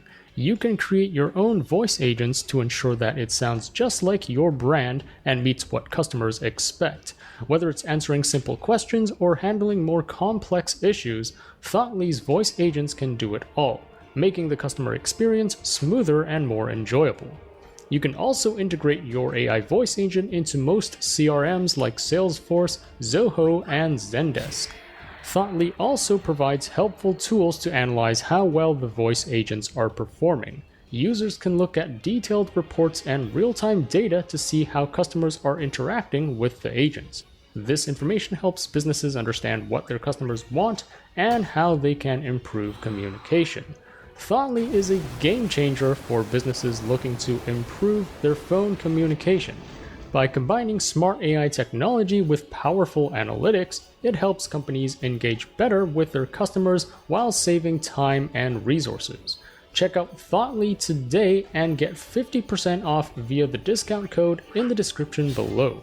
Alright, let's test it on another task. Let's see if it can like and comment on X or Twitter on my behalf. So here's my prompt. Go to X and find the most popular posts about machine learning and like and comment on the first 5 posts. Let's click enter and see if it's able to do that. Alright, so the first thing it's doing is it's going to X, and now it's clicking on explore, and now it knows to search machine learning in the top search bar over here, and then let's see what it's gonna do next.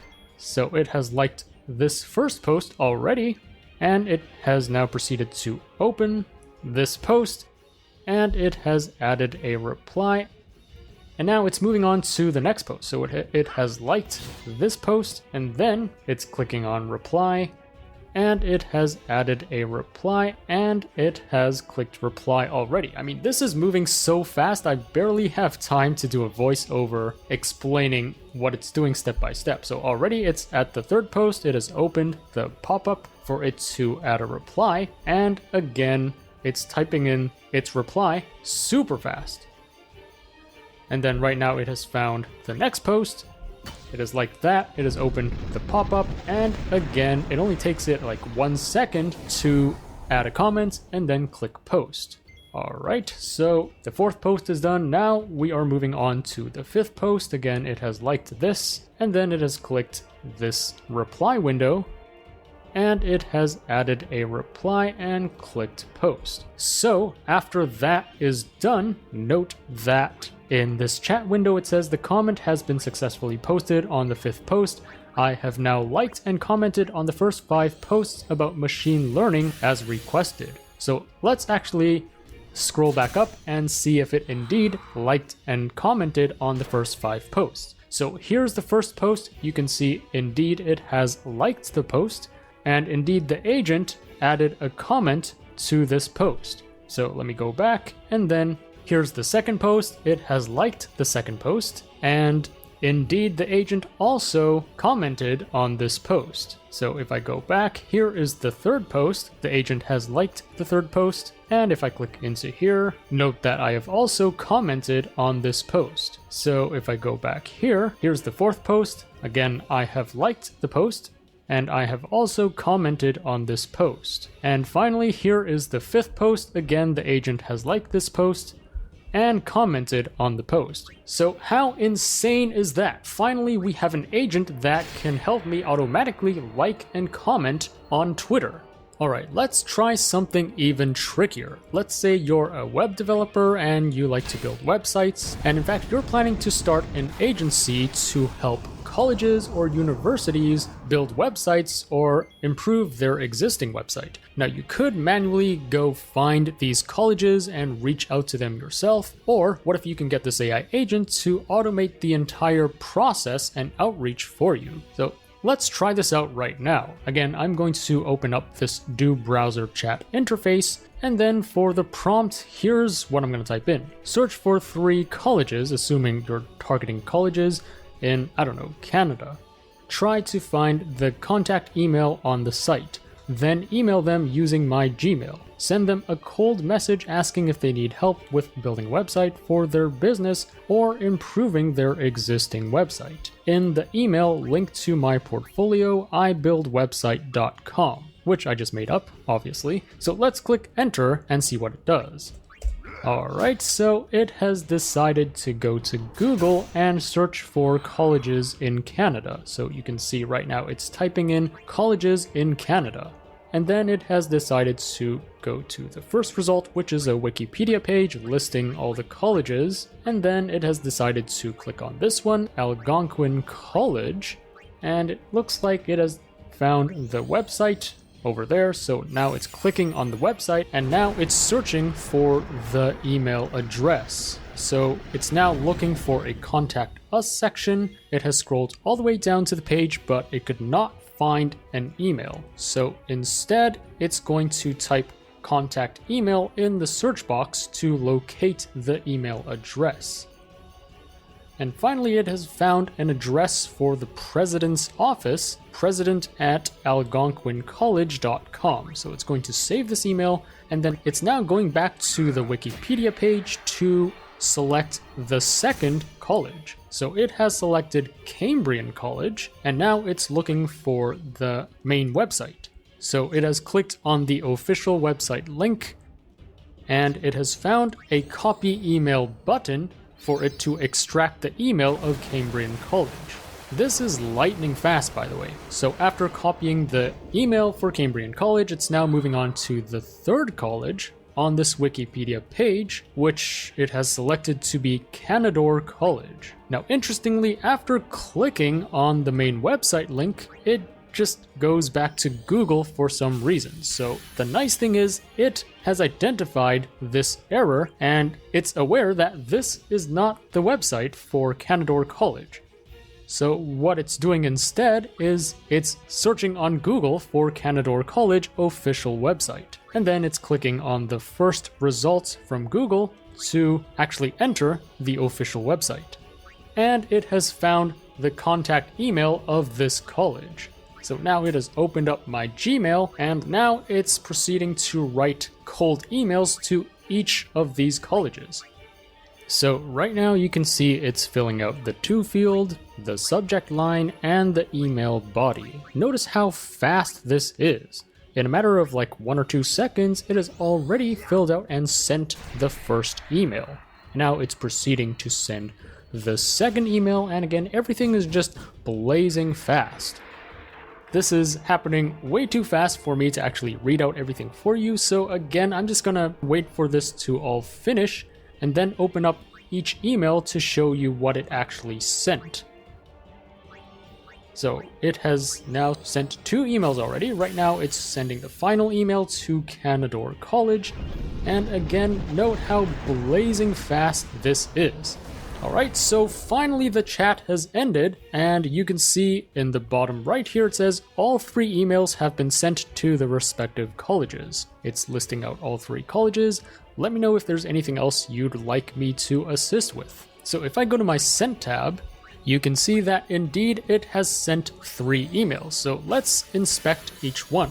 So this one is to Algonquin College, and here's what it wrote. I hope this email finds you well. My name is Sam. I specialize in building and improving websites for businesses and organizations. I came across your institution and wanted to offer my services to help enhance your online presence. You can view my portfolio at ibuildwebsite.com. If you're interested, I'd be happy to discuss how I can assist you further. Looking forward to hearing from you. Perfect, so here is a beautifully written cold email asking if they need help with building or improving websites. So let's go back and click on the second email. It's pretty much the same as the first email, but this is sent to Cambrian College. And then finally the last email, again, this is pretty much the same, but it is sent to Canadore College. So how insane is that? I think this AI agent is going to change sales forever. You no longer need to hire any sales reps to do prospecting or cold outreach for you. You can just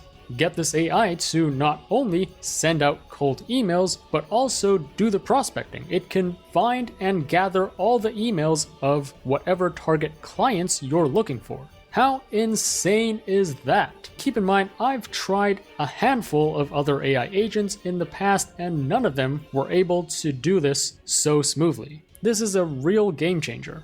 Alright, next, let's test it on some research data collection task. So, again, I'm going to open up the Do Browser tab, and then for the prompt, let's try this. Number 1, identify 3 recent research papers in machine learning in 2024. Number 2, add these research papers to a new Google Doc with the following info: title, author, publication date, journal name, and summary. So there are multiple steps involved here.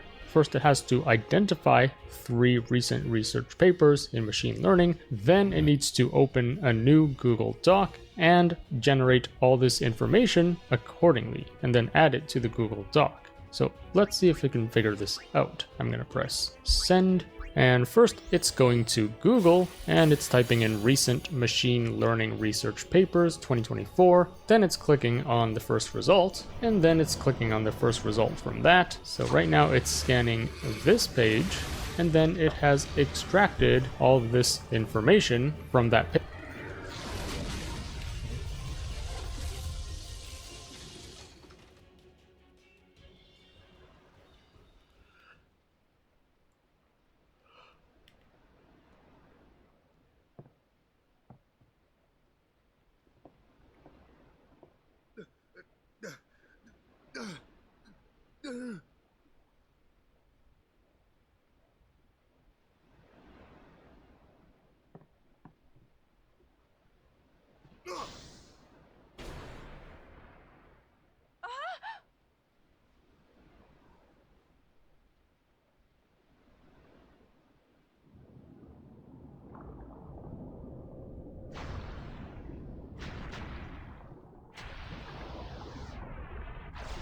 Ah, doch hier.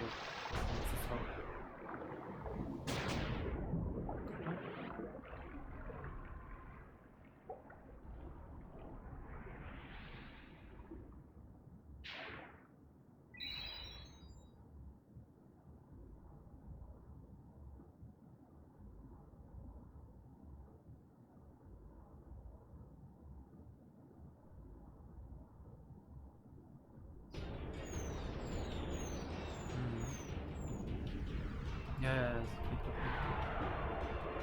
Deshalb kommen sie bekannt vor. Ich will zwar auch bis zum Definitiv kommen. Musst du den smashen. Ja, das Riesenpferd ist nicht.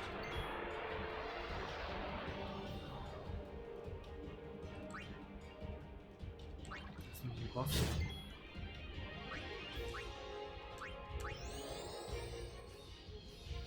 Diesmal besiegt. Ich hab besiegt.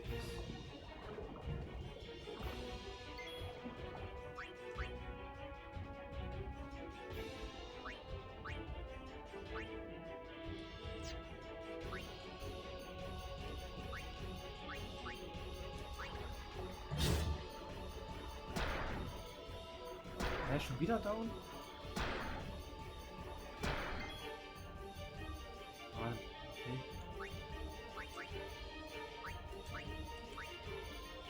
Nochmal. Ja, okay.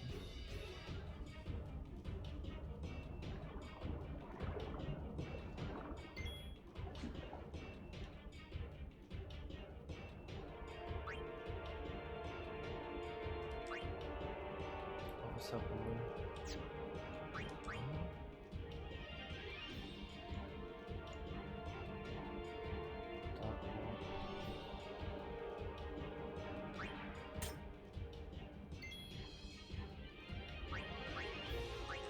Ich gebe mir auf jeden Fall nochmal Potion und Fidus.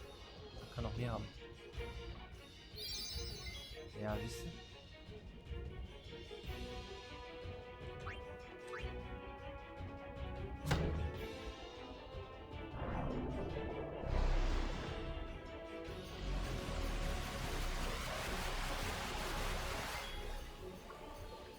Blender. Paper. Now it's going back to the results page of papers with code, and then it's clicking on the second result, and again it has gathered all the information from the second paper, and then now it's proceeding to click on the third paper.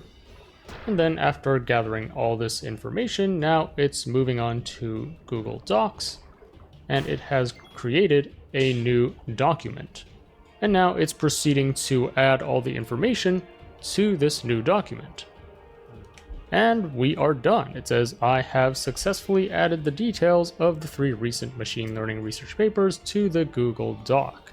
Now there are some flaws with this. First of all, it could not find the journal name from the site Papers with Code. So this is accurate, but I would prefer that if it couldn't find the journal name, that it looked somewhere else to fill in this information. Also, if you go back to this Papers with Code page, it seems to have skipped a paper. So it got this first one correct, demo, and then it got mooncake.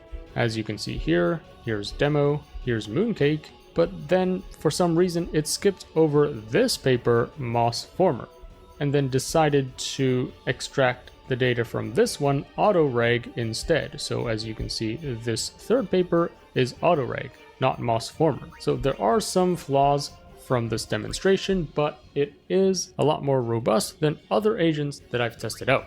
So that sums up my review and tutorial of Do Browser. This is actually surprisingly good and much better than any other agent I've tested, which is why I've decided to do a full video on it. You simply need to prompt it with a task and it will carry it out. There's no need to code up a team of agents yourself. There's no need to download or clone any repos from GitHub and hit a ton of errors. This is a really simple Chrome extension. And in this video, I tried to test it on some realistic use cases like social media engagement, or doing sales and outreach, or doing data collection and research, but I'm sure this agent could likely do a lot more than what I showcased. Anyways, let me know in the comments what you think. Would you be interested in using this? And if so, what would you use it for? As always, I will be on the lookout. Navi 31 is not selling. It's very bad. People know it's 2 years old. They know the new generation's around the corner. They will wait another month if you don't do the official price drop, or 2 months or 3 months. They can wait that long. I don't think these stealth price drops, if this is all they end up doing, is enough. You need to get the news out that there's official price drops. Like when Sony announced the PS3's $299. What if all they did is give rebates to Best Buy to sell the PS3 for $299, but never announce that it's dropped in price? That's so dumb. You want to get the marketing that you have a price drop if you're losing money anyways. And what you're doing is getting none of the benefits. You're not Apple. KMD, it's time to admit, 2 years after a product comes out, you need to drop its price. Navi 31 is not selling. It's very bad. People know it's 2 years old. They know the new generation's around the corner. They will wait another month if you don't do the official price drop, or 2 months or 3 months. They can wait that long. I don't think these stealth price drops, if this is all they end up doing, is enough. You need to get the news out that there's official price drops. Like when Sony announced the PS3 is $299. What if all they did is give rebates to Best Buy to sell the PS3 for $299? But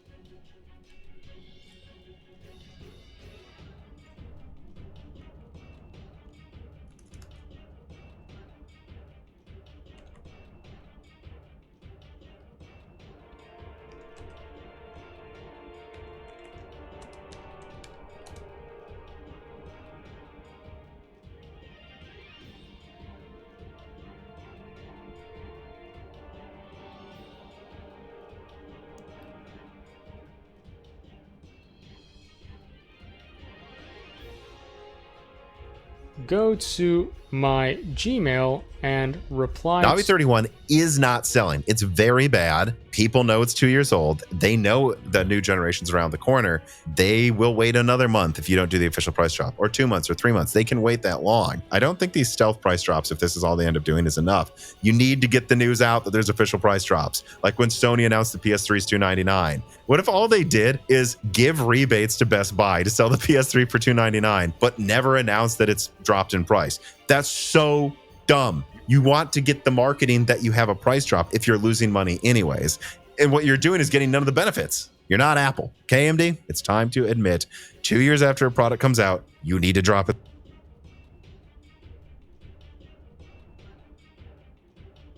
Wow, eine Stunde. Vor einem Monat, okay. Vor einem Monat schon, also es ist aktuell. Das heißt, das ist schon ein aktueller Preis. Okay, geil. Gut, dann kaufe ich das jetzt einfach, weißt du? Kaufe ich das jetzt doch, weil es wird ja nicht weit besser. Wird ja nicht mehr günstiger.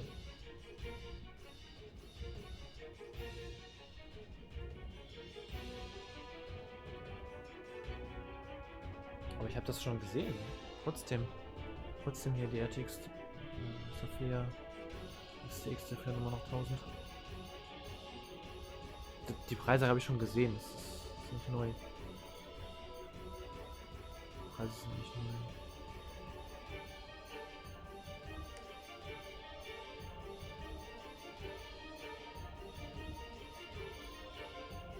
Das sind nicht neue Preise für mich. Also schon inklusive des Preisdrops.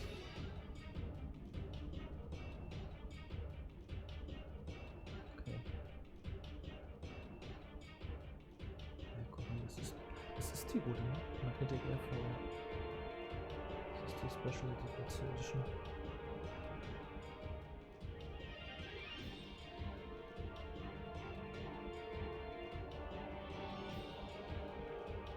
Ich finde das so crazy, wie so zwischen denen so ein Unterschied ist. Aber die ist wirklich stark. Stimmt. Die ist stark und sie ist stark. Ja auch.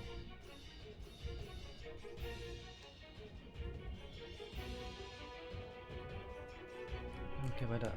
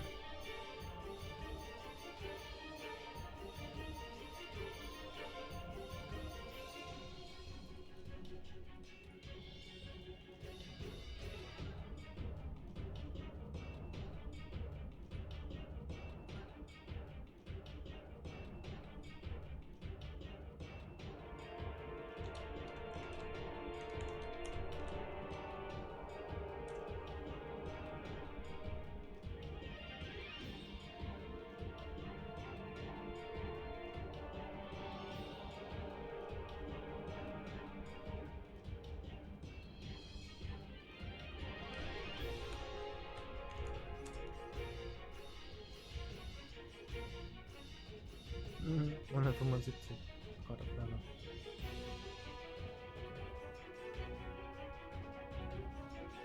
Auch guter Preis. XT. Oh! 735 XT Topseller. Auf Lager. Hier, die ist auch auf Lager. XT. Okay, das ist okay. Und die schwarze Taichi ist auch da.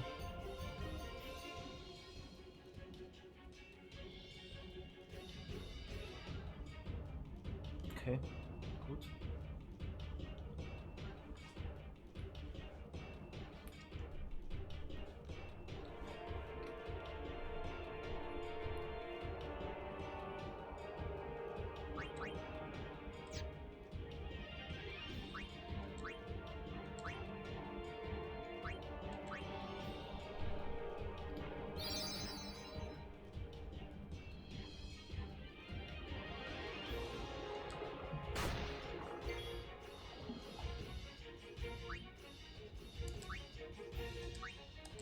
What day is that?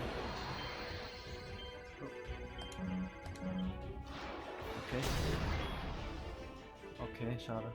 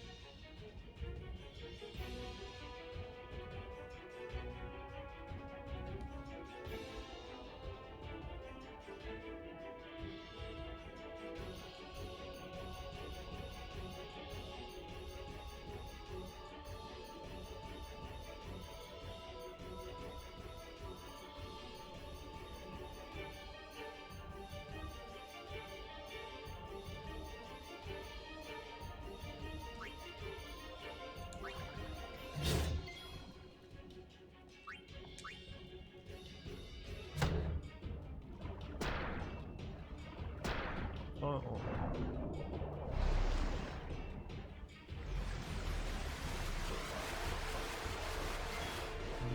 Knapp.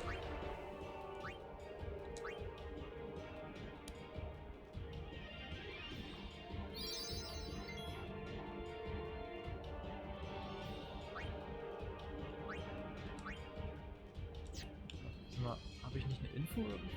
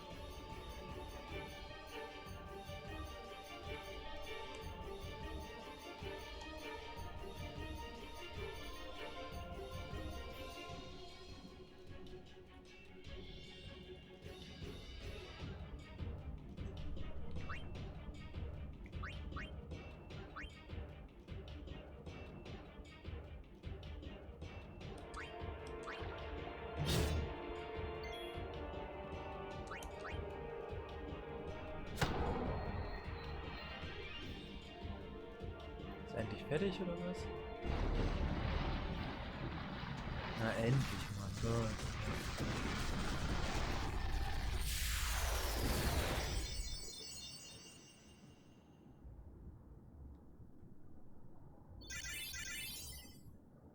Okay, Level up.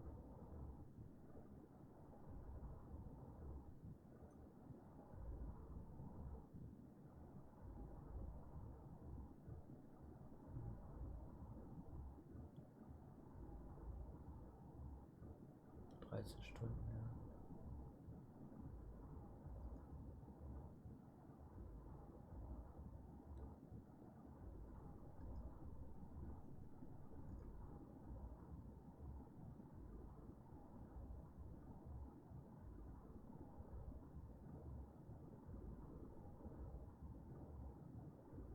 Ach so, ja, okay.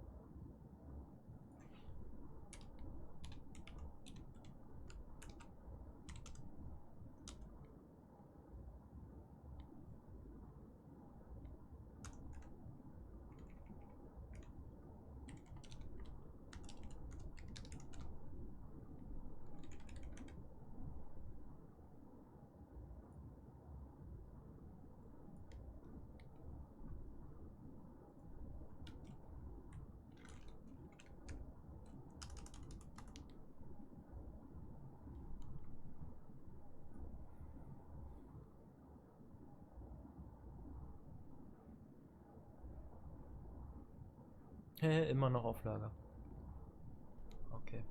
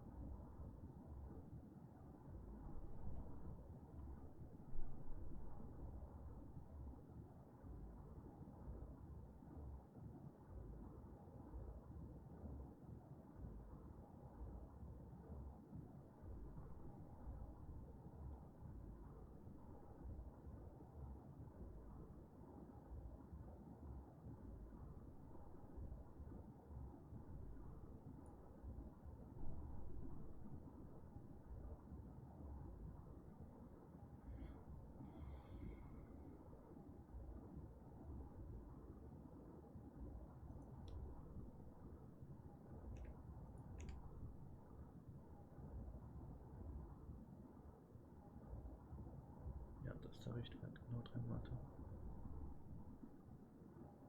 Das ist eigentlich der Richtwert, genau.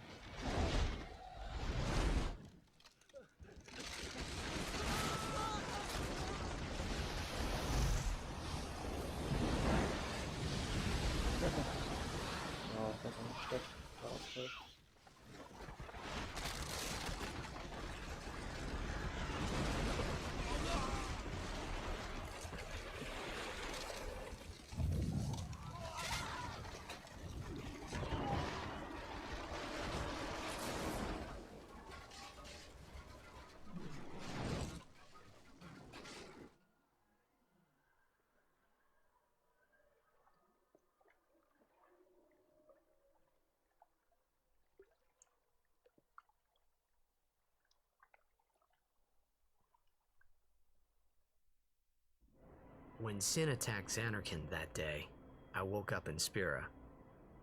I kept hoping it would work in reverse, too. I will defeat Sin. I must defeat Sin. I was just fooling myself.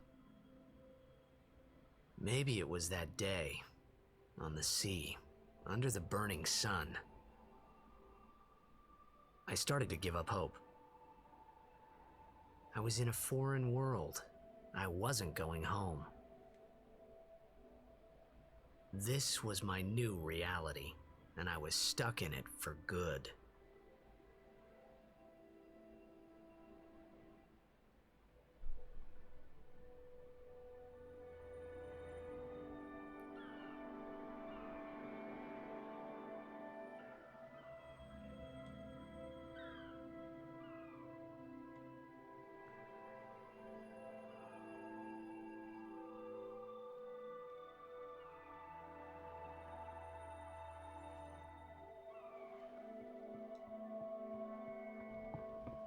Greetings. I am the summoner Yuna. I have come from the temple in Besaid. Oh, Milady Summoner! If there is no other summoner here, please allow me to perform the sending. Thanks, BTA. Our loved ones. We feared they would become fiends. Please, take me to them.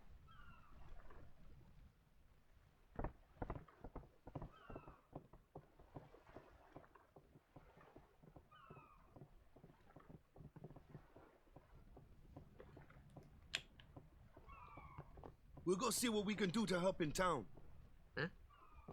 Dorf. Town.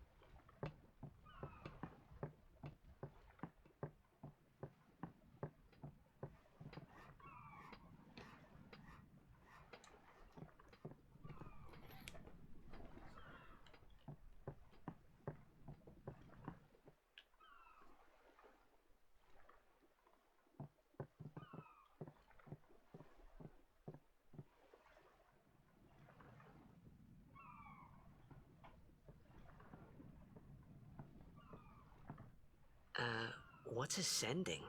Are we going somewhere? You truly are clueless. Are you sure it's just your memory that's the problem? The dead need guidance.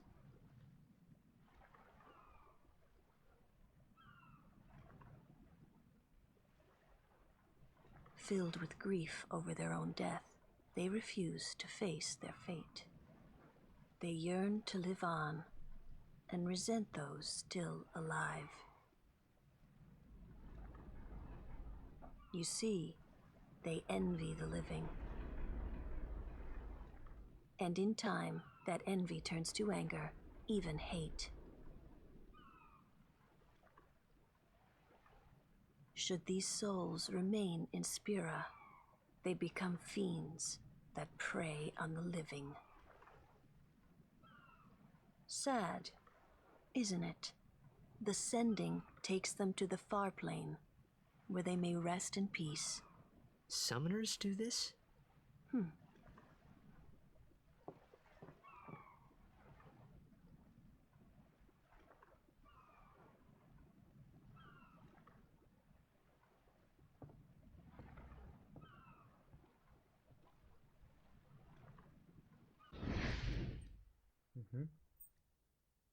Okay.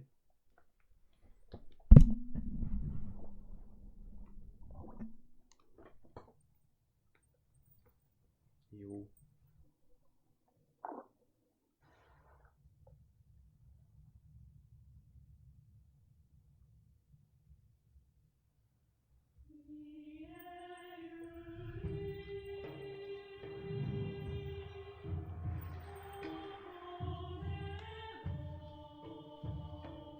Jo, ist ja fast die gleiche Musik wie in. Ähnliche Musik wie in.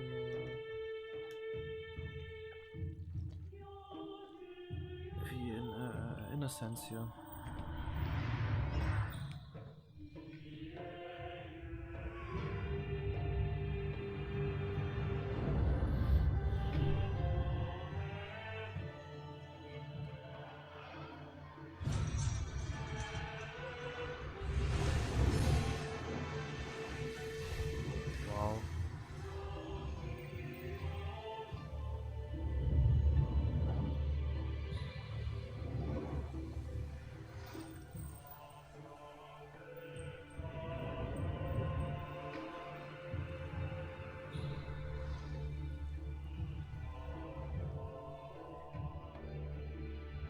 Ist gut.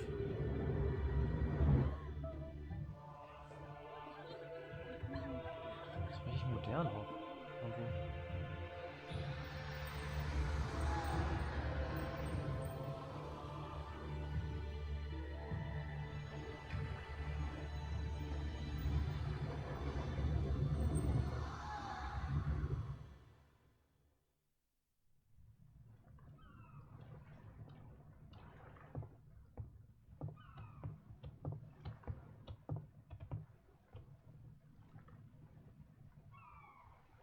Seine Performance. It must be tough, being a summoner. Yuna chose her own path. She knew from the beginning what it meant.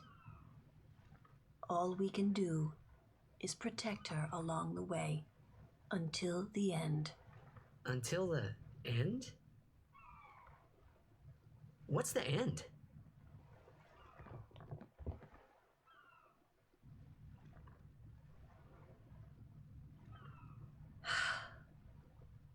Until she defeats sin.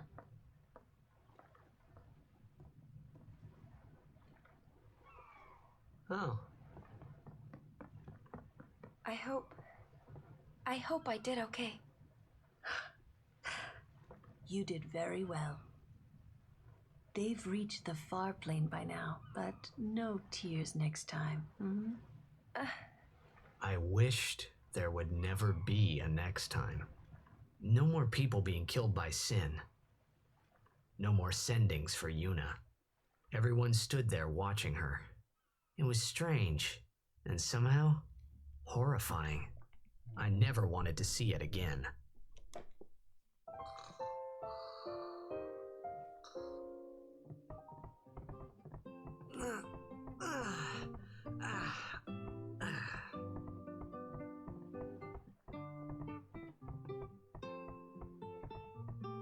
Das ist so schön, das Spiel. Ja.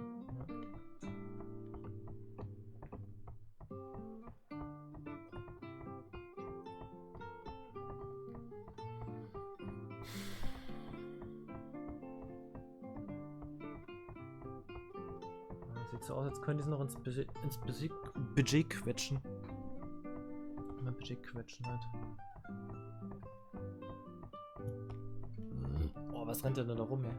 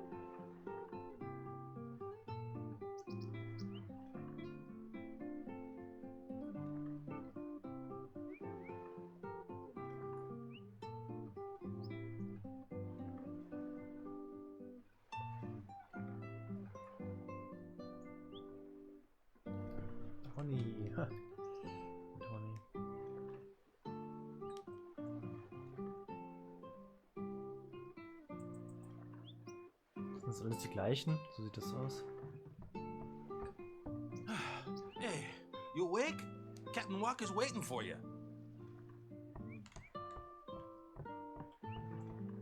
Naja. Bent aber.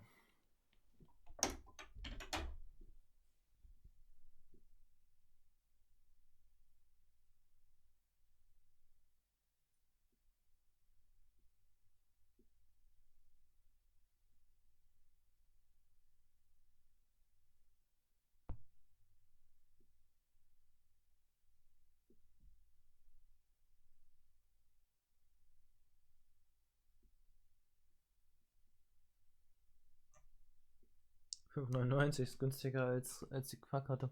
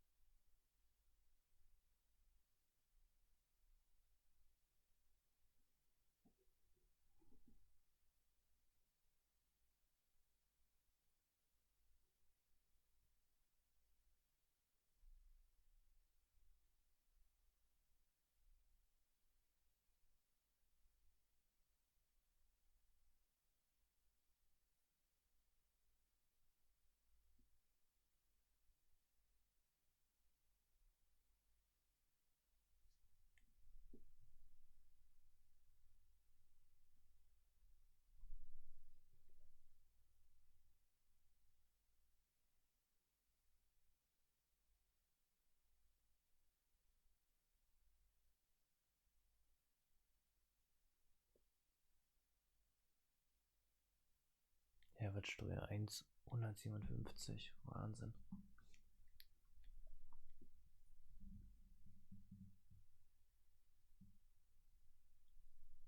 Das ist halt ähnlich.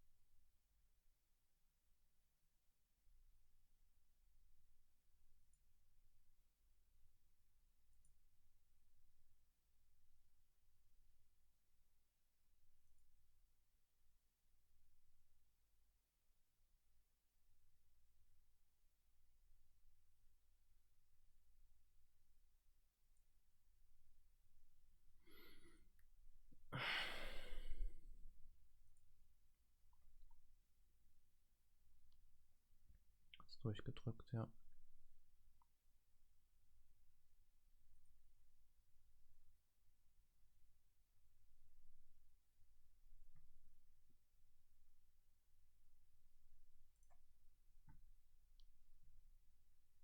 Gut.